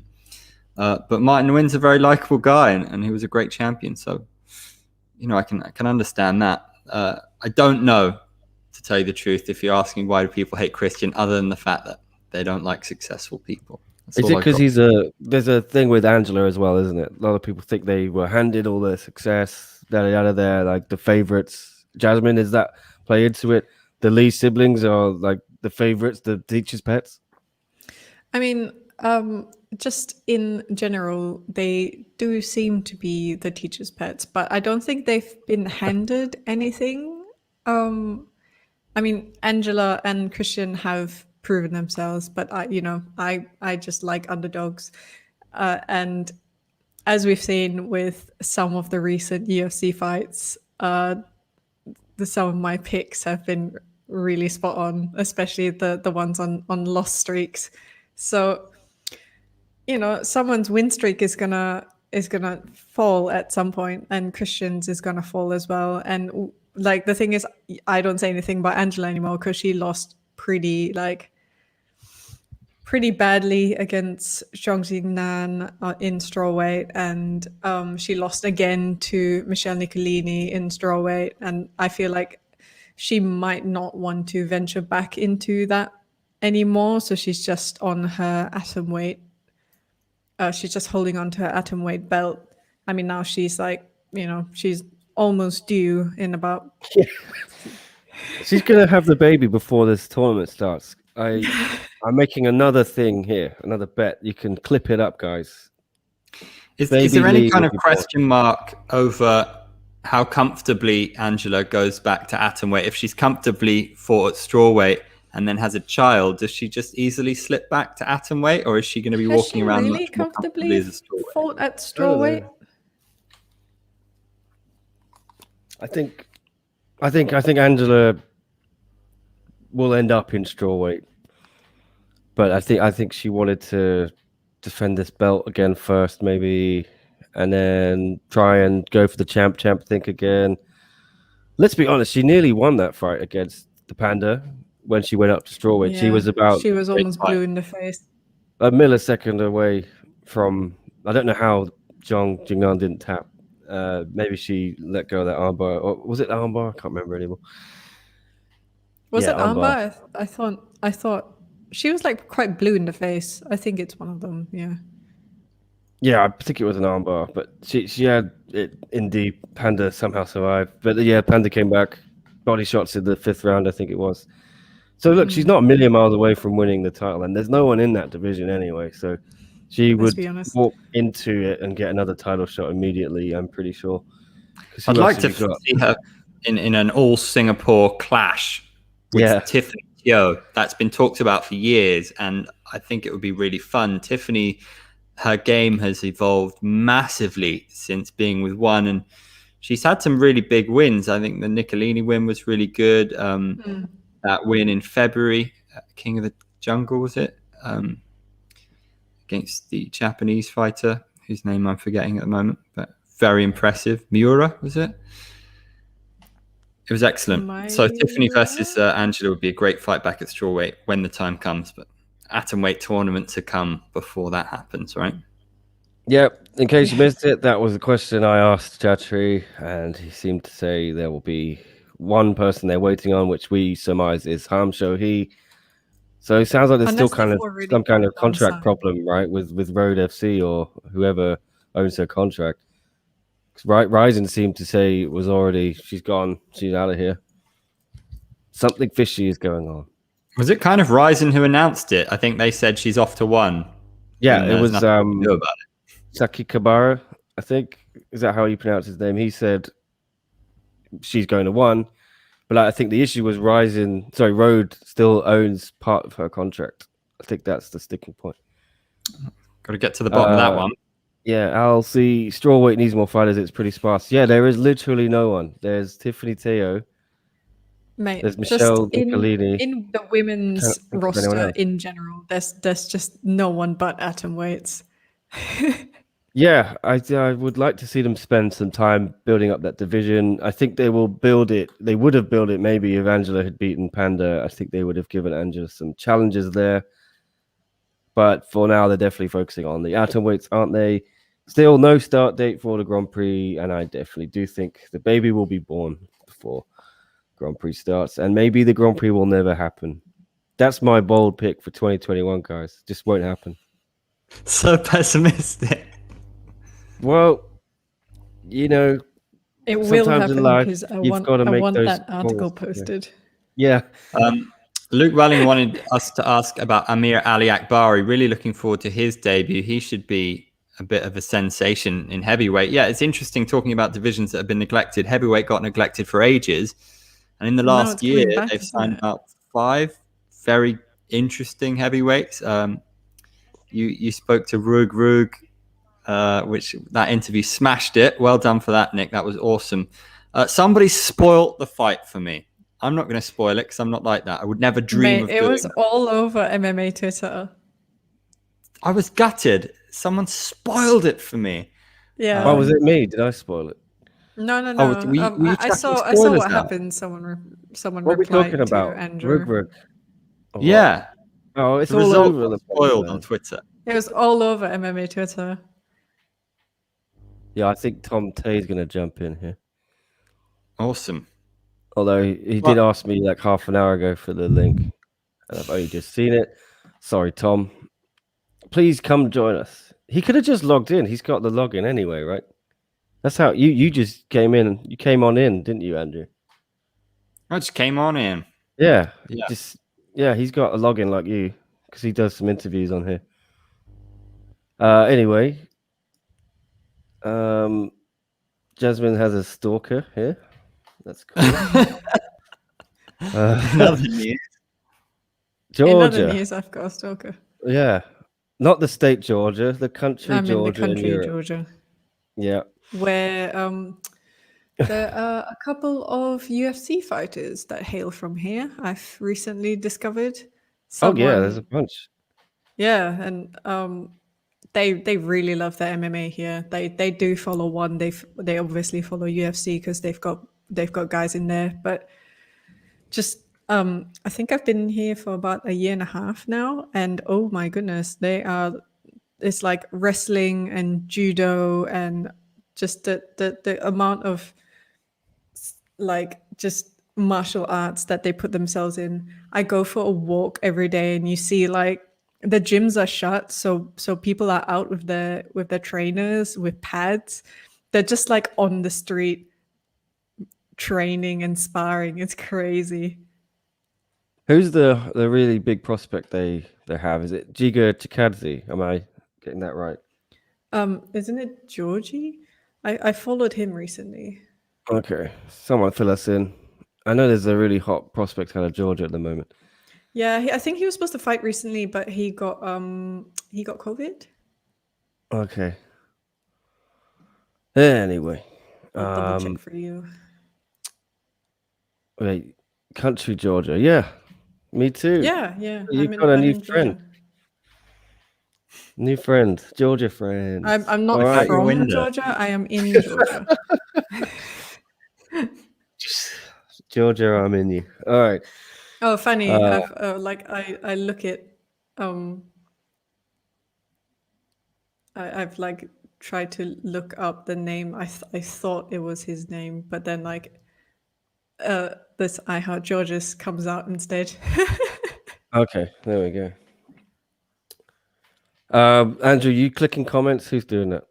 Sorry. Andrew. Sorry. All right. I'm Is not that doing you? anything.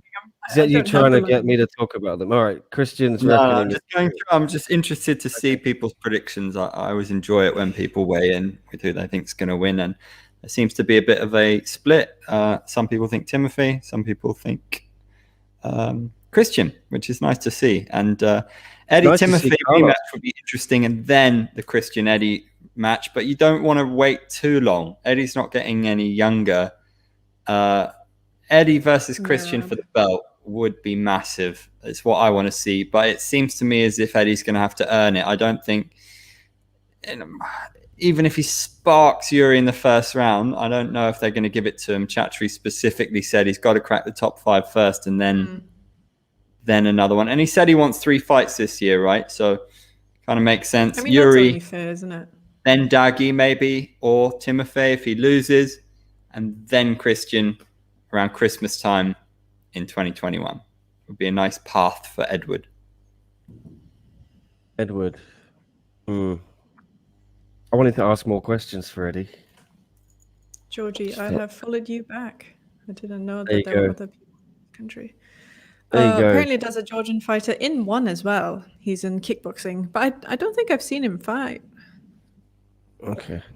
Well, Georgia's good at stuff. Anyway, yeah, the Yes. UFC fighter that I know is Marat, and I always butcher last names, so I'm not even gonna try. Okay.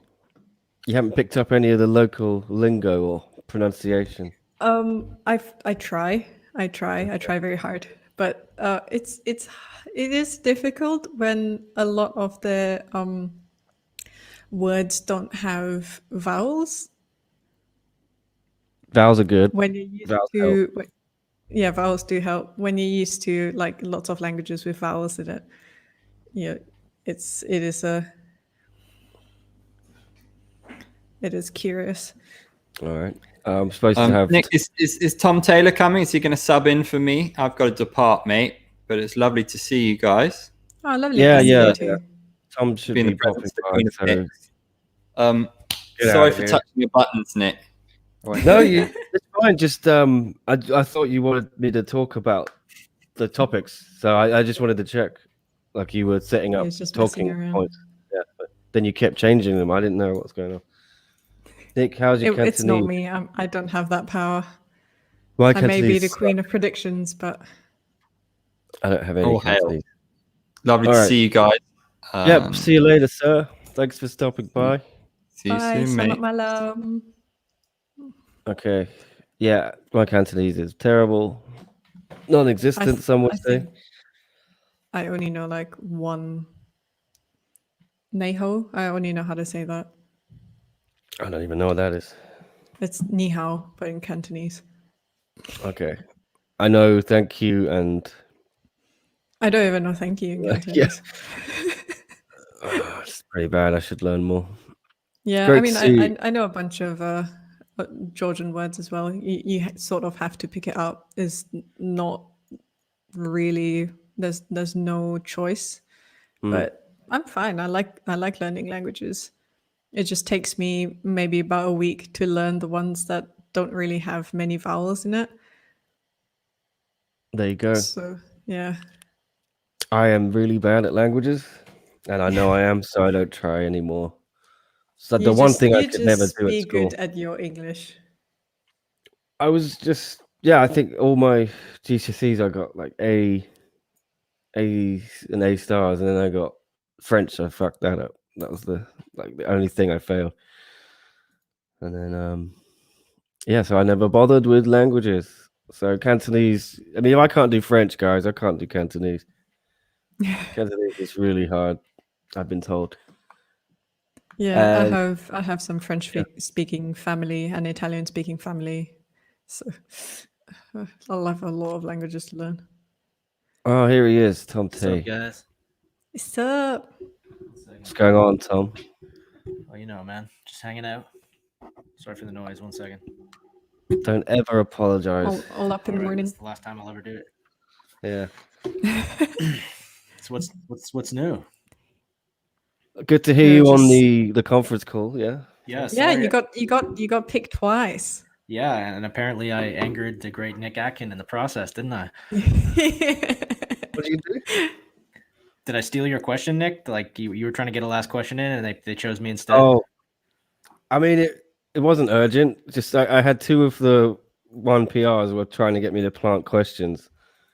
Like they were texting me, Kwang and Pauline wanted me to ask some stuff, and I was like, I'm not going to ask that. But I wanted to ask. Yeah, I wanted to get a question to Eddie about Daggy and what happened with that fight, and I wanted to ask Adriano a little bit about Poirier and Kyoji Horiguchi, you know, being his teammates, maybe a little bit about Mike Brown. But it, alas, did not happen. And I know I'm not mad at all. I could never be mad at you, Tom. Well, it's good. Who planted that seed? Was that Tammy? No, it was someone in the comments here. Someone in the comments. Yeah. Okay. Somebody stirring the pot. Who knows? Probably. I was hoping Chatri would have a little more to say about which fighters from Asia he was kind of excited to showcase on TNT. He didn't really give me an actual answer there. I mean, Rodtang obviously is a good choice, but I was kind of hoping he'd, just to hear who he thought would really catch on in North America. But I guess we'll find out, won't we? Well, by the way, Carlos have you met Carlos, Tom? Sure have, man. Yeah, he's Man's such a legend. Yeah. You haven't met him, Jasmine? I don't know actually. I mean, Okay. I was only in Tokyo that one time. All right. No, I don't know that he was in this. I don't think he was in Tokyo both first times. time. He was there one time though, for sure. Yeah, Maybe big up not with yourself, when I Carlos. was there. What a legend. Yeah, hopefully we're all back there soon. Yeah, we need more lobby hangs. Yeah, that Lobby was so hangout. fun. Yeah. Yeah. Good times. Started off in my hotel room and then we brought it down to the lobby and they hated us. Yeah, there was a few wild nights there. A few hangovers. I only did the last night. I wish I'd done the other nights, but I only met you guys, I think, on that last day, pretty much. I've been wasted the whole trip going and hanging out with my friend who lived in Tokyo.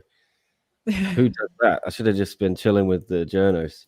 I had a friend But- there too, and I did the same thing on both yeah. trips. Actually, it was a mistake, man. I was hungover at both of the fights. Not ideal. Not ideal. I don't in even terms of know. coverage. Was I even hungover? I was still drinking because you could drink in the Tokyo Stadium.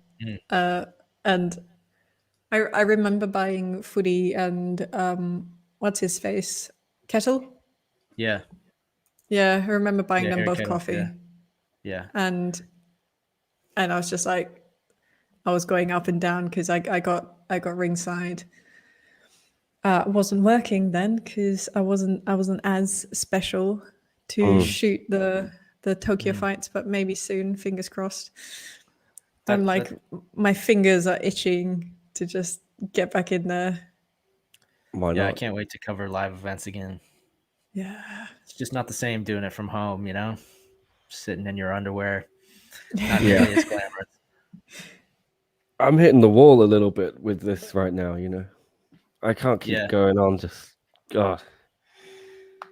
Like Yeah, it's the you same almost old got that shit green every day. lane as well. That would have been really good for you. Oh yeah, we were like a week away from being able to travel to Singapore. And then everything went to shit again, and it's still bad. I think there's like 70 cases a day now. So I'll probably never leave. Stuck. That's fun, isn't it? It's in the hundreds here. I don't know what you're talking about. I'm pretty sure Canada's pretty bad as well. Yeah, it's not good here, and we've just introduced all kinds of new travel restrictions too. You have to get tested within 72 hours of returning to Canada. So you have to pretty much organize a test wherever you are, and then make sure it's close enough to your departure date that it still counts when you get back to Canada, and then you have to quarantine for 2 weeks. So I don't think there'll be any traveling for me for a little while at least. Too bad. Exactly, Darcy. Exactly. CPLL with the wise words. Yeah. I'm drunk right now. Nice. I'm drunk right now. I'm not. Well, that's the last time we were in To, Tokyo. studying. I remember being at the back of the bus with you, Tom. You saw I had my shades on, had the beer sweats going at 7 a.m. in the morning. That was on the way to that double header, right? Yeah, on the way to double header. It was about 100 degrees outside after a typhoon that never actually hit Tokyo, did it? No, but we Didn't you celebrated guys like go it out was- for karaoke the night before that or something? Yeah, we did karaoke. And then Nick kept sending me photos. yeah, well, karaoke with Amy Kaplan. Yeah. And then it That was started I think I got typhooning a videos bit. as well. so It was great. Then we had to stay in the next night though. We just stayed in the hotel, didn't we? Yeah, we tried to do a podcast in your room or Leon's room or something. Remember that? Yeah, it was like 2 hours long, and then I tried to process it, and it said it's going to take you like an hour to convert. And I was like, "Fuck that! I'm going to sleep. It's like 4 a.m. Gotta get to these fights." So the podcast never even saw the light of day. I hope it's somewhere on a memory card, you know. Secret Yeah, we can podcast. revisit it in 15 years or something. Some pearls of wisdom on that, you know. Oh, no doubt, man. We were drinking while we were shooting that, though. I remember. It was good. Drinking. We're not even allowed to do that now. I can't believe you managed to do that earlier. Without drinking? Nick freaking out. I drink on pod- like I drink on most podcasts. I think Yeah, but secretly. not secret. I'm pretty brazen about it. Pretty bold with it. Yeah, Yeah. it's all good. You can drink if you want. Yeah, I had some bad hangovers on both those Tokyo trips. For one. I remember interviewing Edward Flying at like 5:30 at night. I had the whole day to recover, and it just wasn't happening. Like I still felt absolutely ruined. And I'm interviewing this finely tuned athlete in a quiet room, just trying not to keel over. But yeah, that was a bad moment. That was kind of a reckoning for me. I was like, all right, maybe don't drink so much the night before you have important things to do. But Tokyo, it just gets into your bones. You know, you just want to go out and get to Shibuya. Yeah, and with a 7-Eleven under the hotel, it's hard to say no. Exactly. It's impossible. Too alluring right there. I don't know. Yeah, good times. Yeah, the best. Yeah, I can't wait to go back. Probably going to be another year, isn't it, guys? Hopefully. Yeah. Not so that what? long. To get some actual one chat going again. Sorry. I was bombarded with all the information right at the beginning, Tom, while also struggling with technical difficulties. So, are these US cards, the the one on TNT, it's going to be like filmed Asia morning time, or like broadcast live in the morning in Asia. Mhm. They're not Yeah, going to that's- pre-record them, or what? He emphasized that they No, were he live, so emphasized that's it was live. my Okay. understanding of things is that they must be in the morning Singapore time, and then they'll air just after AEW. I think he said the prelims start at 9 and the main card will be at 10, so that's not too bad. I think Singapore to Eastern time is exactly 12 hours, so these guys will be fighting at 9, 10 in the morning rather than 4 in the morning or some ungodly time like they have them doing on Fight Island. Is this meaning though that like the Friday shows are no more? I don't know. I guess not. He didn't But- really expand on that. I think someone did ask, and he sort of dodged the question. Yeah, maybe they haven't decided yet. Yeah, I think he was saying it sort of depends on he's still in talks with AEW about timings and all that stuff. So Lovely. that just might be a dodging question answer, but I'm sure there are a lot of details to iron out still, but this can only be a good thing for them. I think it's it's huge. Yeah, I mean, they're gonna have a lead-in of AEW every week does like between about 800,000 and 1 million. They popped 1 million a few times, and the demographic they do is really good in terms of that key one, which is like 18 to 25, whatever it is, 34. I don't know, like the young people, and it's not just men, there's women as well. So talk about the perfect lead-in. Really huge opportunity for them, and one's actually done well on TNT from what I know from the cards they run on there already. So and they've done such a good job you know, like they've got these big international stars like DJ and Eddie and stuff, but they've done a pretty good job of turning guys like Ongla and Martin into, you know, not international superstars, but names that are recognizable to a lot of fans that follow the sport closely, at least.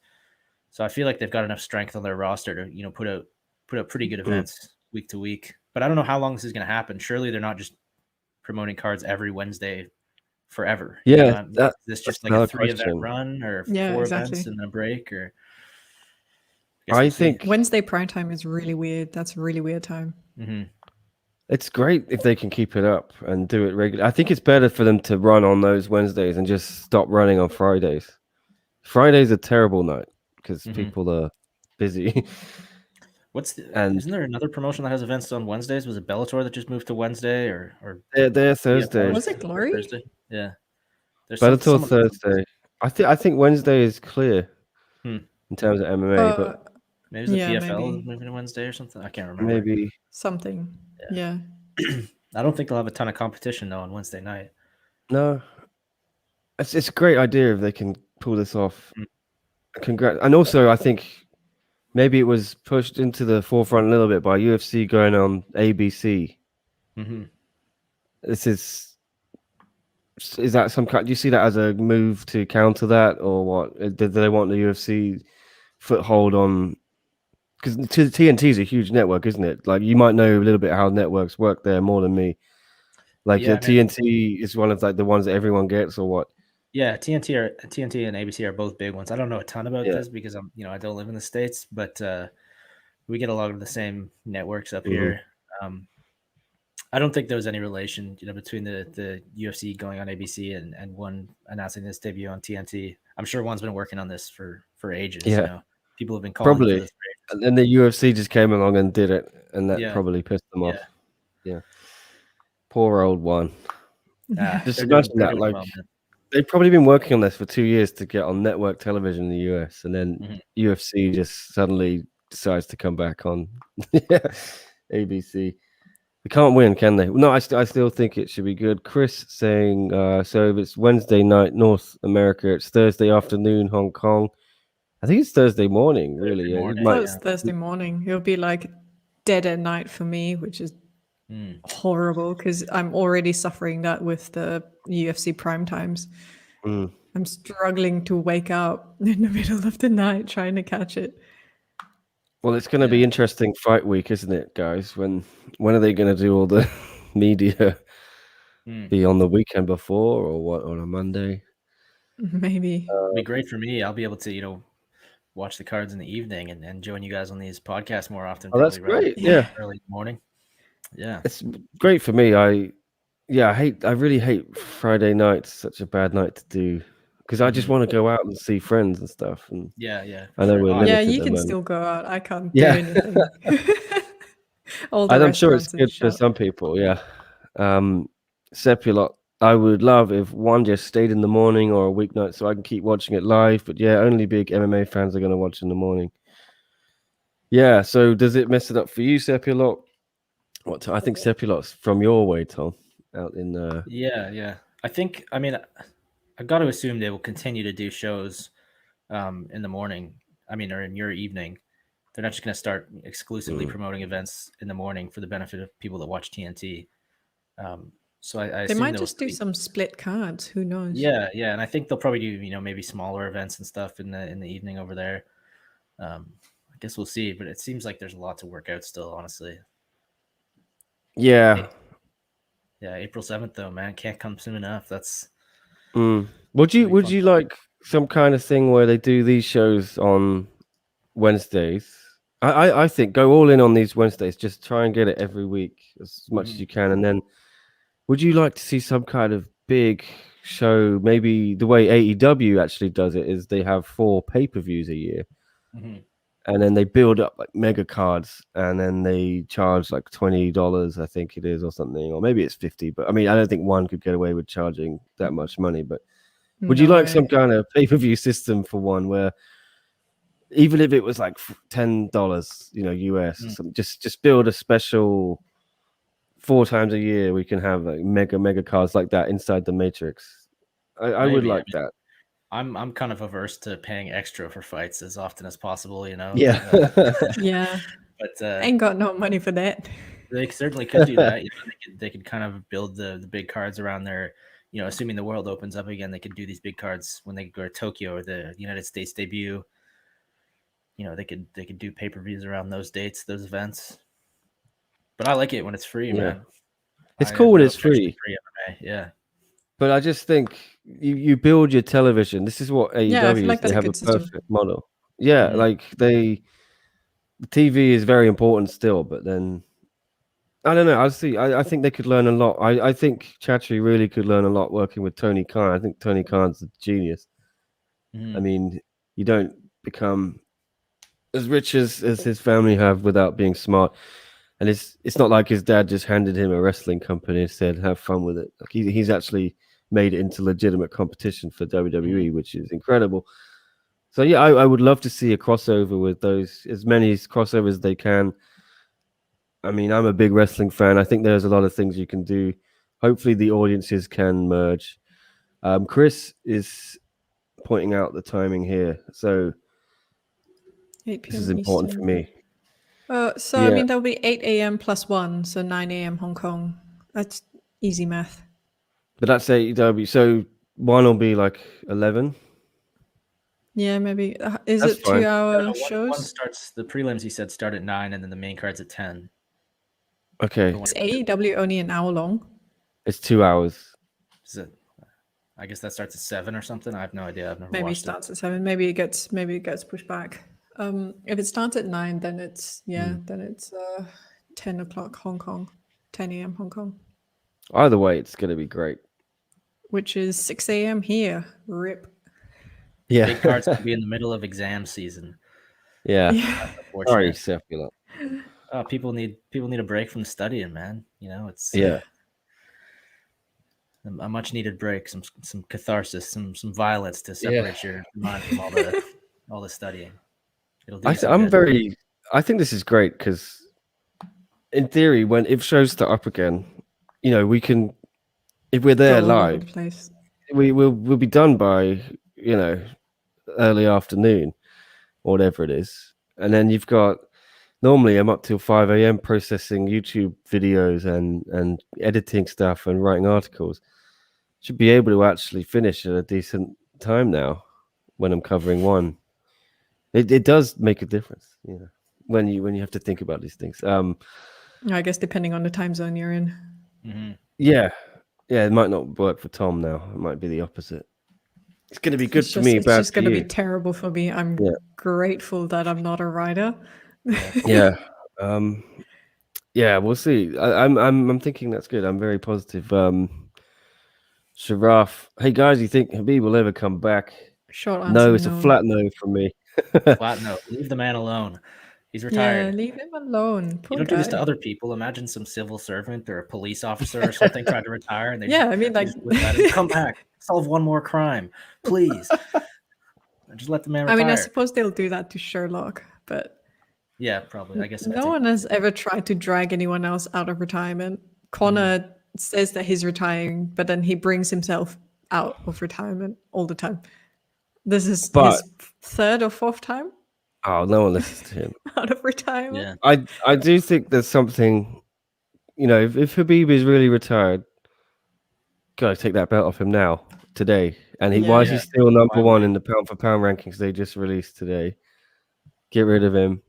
Let's move on. We've all got to move on. The fact they keep him in the rankings and giving him the belt still, I think it opens up to questions like this. Do you think he's coming back? End the speculation one way or another. Yeah. I think it's mostly Dana. I feel like he's just either hesitant to take it away from him, or he just really wants to try and milk Khabib for one more fight. And I mean, Khabib has already said it before. If he would ever come back for his 30th, it would be against GSP. Yeah, that's not going to happen now. That's never going to That's happen. no way. But that's it. I think it's time to let both those guys ride off into the sunset. Yeah. They've both, achieved everything they possibly can in this sport. GSP is almost 40. I mean, I have no interest in that fight at this point. 2 years ago for sure, but no more. I just got this through on the emails, guys. Nice. Ooh. It's nice artwork there. So that Big Dash fight is at light heavyweight, or does it say middleweight? I can't. No. Can't. Middleweight. Middleweight, yeah. Middleweight, people were number one contender bout. People were talking about that like it was a light heavyweight title defense, which didn't make any sense because the first 2 fights were at middleweight. So evidently that's the number one contender fight, and the winner will fight De Ridder. That's cool. I like that. Are these shows 2 hours or 3 or what? I guess it depends on what's happening on the undercard. On the cards. Yeah. Like I guess it also depends on how many fighters they can bring over. Mm-hmm.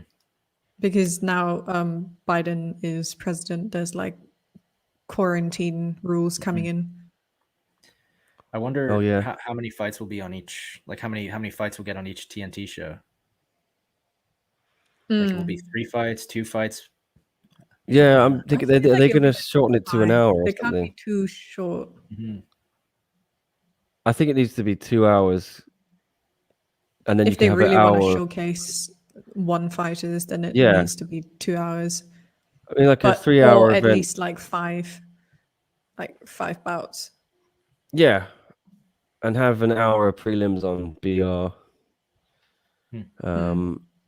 But yeah, this is the thing, guys. Do they just not really care about the Asian audience? Is that an issue, or what? Do you think Asian audience will watch it while they're at work? So this is what I'm thinking. That surely they're going to continue to do shows in the evening, Asian time, Yeah. with the big Asian names on it. Like they're not going to put one of their bigger stars in the Asian market in primetime in the US. I don't think it just doesn't make sense. That's why they have guys like Eddie and DJ. So I think they'll probably continue promoting events in primetime in Asia with their bigger names in Asia. The Shinya Aokis, the Edward Falayangs, the guys from Team Lakai, perhaps. I feel like they have to keep doing that. You can't just alienate. But you've got Ongla right there. Yeah, Yes. yeah. I can He's the see biggest. the words come from Nick's brain.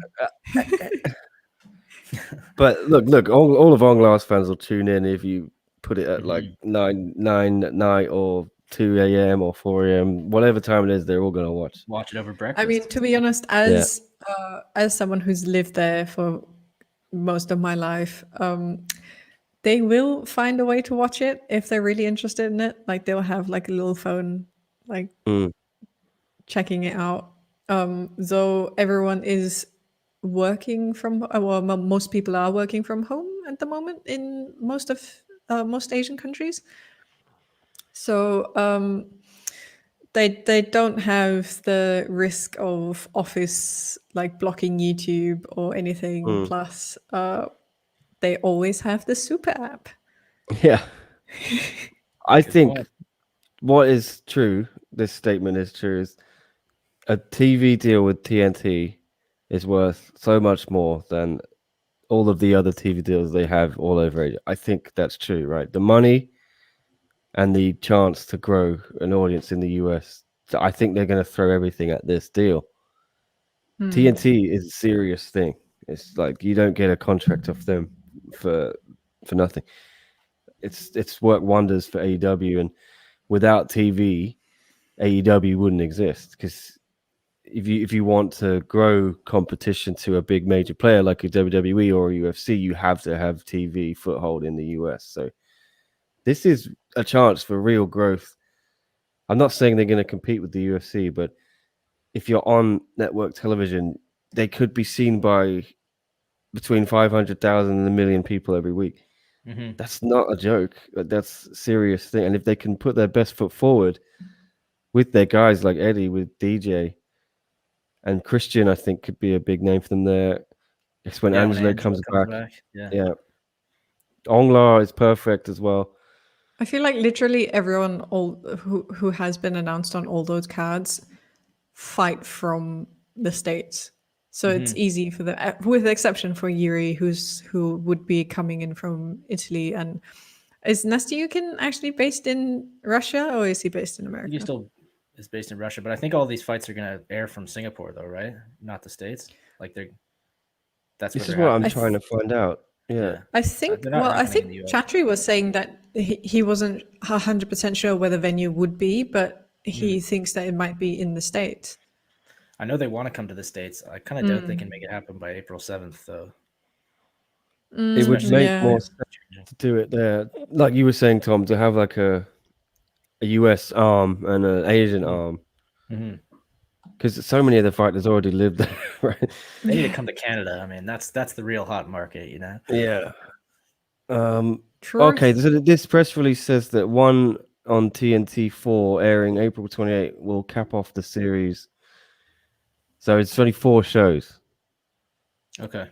So that's interesting. So it's like a test run, I think. I get the vibe. It's a Maybe trial. they'll do it kind of like spurts, 4 events, and then a month later do 4 more or something.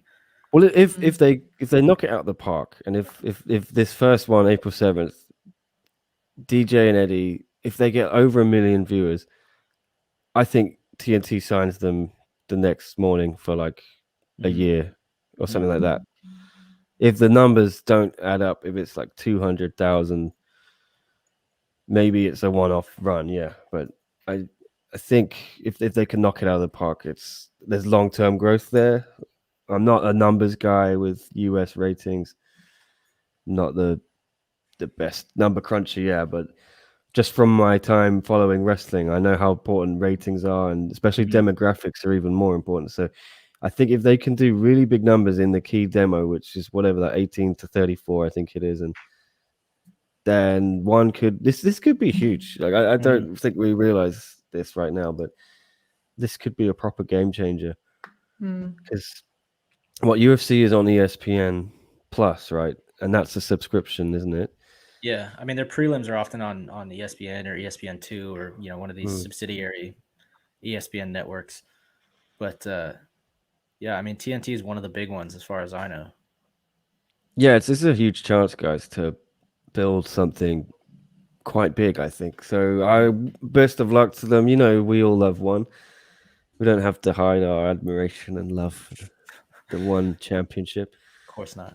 Yeah, so I'm really hoping they can do something here. This would be awesome. I think it all hinges on that first event, man. Make the first event awesome. Make sure there's plenty of advertising for the second event during the first event, and then hopefully the people that are, blown away and impressed by the first event will tune in the following Wednesday and the next one thereafter, and this can become a recurring thing in a perfect world. Yeah, I think what's key is AEW get some adverts running throughout that show, get some crossover stuff going. Get your Kenny Omega wearing the One Championship T-shirt again, like he did on one episode of Dynamite. Get like John Moxley. Get all the biggest characters there, all the most famous wrestlers. Get them involved. Have some crossover promotion.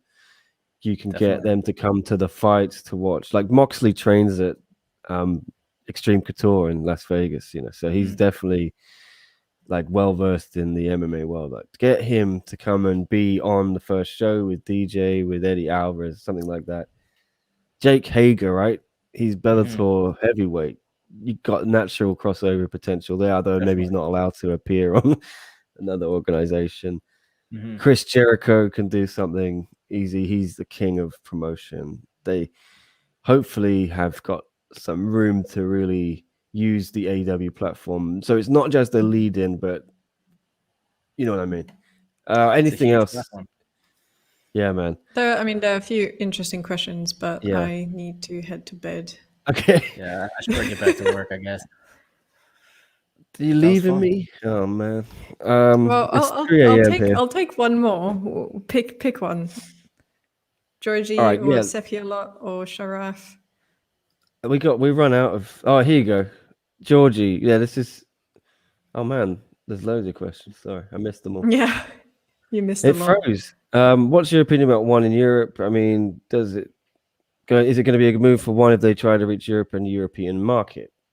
I do have an opinion on this, and they have a Dutch champion now, and then they seem to be pushing Iuri a lot more recently. They also have a German kickboxer, and And I think Georgie said earlier that there's a Georgian kickboxer as well, and just a lot of they have a few female signings that are from Europe. I think there's a Swedish girl and maybe a Finnish one. That there's so much European talent that they have, but they don't seem to want to put out there. And I feel like that's a shame, because I guess the thing about one is they either want to go into the European market or the American market. I don't think you can really do both. Plus keep the Asian market because of all the time zones. So it will have to be one or the other. But I feel like Europe may be a big one, but not as big as the US, though they should start putting in the European fighters. IMO. I remember a couple of years ago, I think it was right around one of the Tokyo cards, they announced that they'd partnered with that guy. What's his name? Something Carlo de Blasi or something. And he was he's an Italian guy, and he was supposed to be the president of One Championship Italy. Which yeah. And they'd signed Mauro Cirilli, who's a former Cage Warriors heavyweight champion. I think he's Italian. Obviously, he's topping the card on Friday. Yeah. Lapicus is Moldovan Italian. It seemed like they were, kind of thinking about making some moves in Italy, but then nothing happened. So I don't know if that's maybe still on the agenda down the road, but certainly a lot of talent on the One Championship roster from Europe. I don't know. I know Bellator tried there too. Bellator's done a lot there. I guess maybe because they've got interest in terms of signings from there rather than anything else. They have Giorgio Petrosian too, who's based in Italy. So I mean, maybe they think they have enough depth on the roster in terms of Italian fighters to sell out arenas there, or make a splash in terms of viewership. Yeah, maybe, but their marketing there is not very good. But they have. I feel like they still are Asian centric. Obviously, they're an Asian promotion, fair enough. But like, what happened to? Yeah, exactly. What happened to Petrosian? Like, he won the Grand Prix, and you don't hear anything about it anymore. I think he'll be back soon, probably. Yeah, I hope so. But I think Iuri is now fighting twice in 2 years. This is a good point that Bellator really has made a play for Europe, and I think that's partly because the UFC has, they're clearly the top dog in North America. One has the Asian market pretty well cornered at the moment. There aren't that many big markets left with those two off the table. So I think that's part of the reason that Bellator really pushed for Europe and has this Bellator Europe arm now with all these European stars. So, even the UFC is going to have a hard time competing with Bellator in Europe right now, I think. I forgot to put you in the middle, Tom. Sorry. That's all right, man. Yeah, I'm going to have to go now, boys. So sorry. Okay. Well, good night and good luck. Thank you, tomorrow? everyone, for watching. Let's do a preview tomorrow, yeah, for Unbreakable 2. Hit my mic. 2. Maybe I'll all jump right. off that. See you guys. Thanks for having me. Okay, guys. Thanks for watching, everyone. Bye.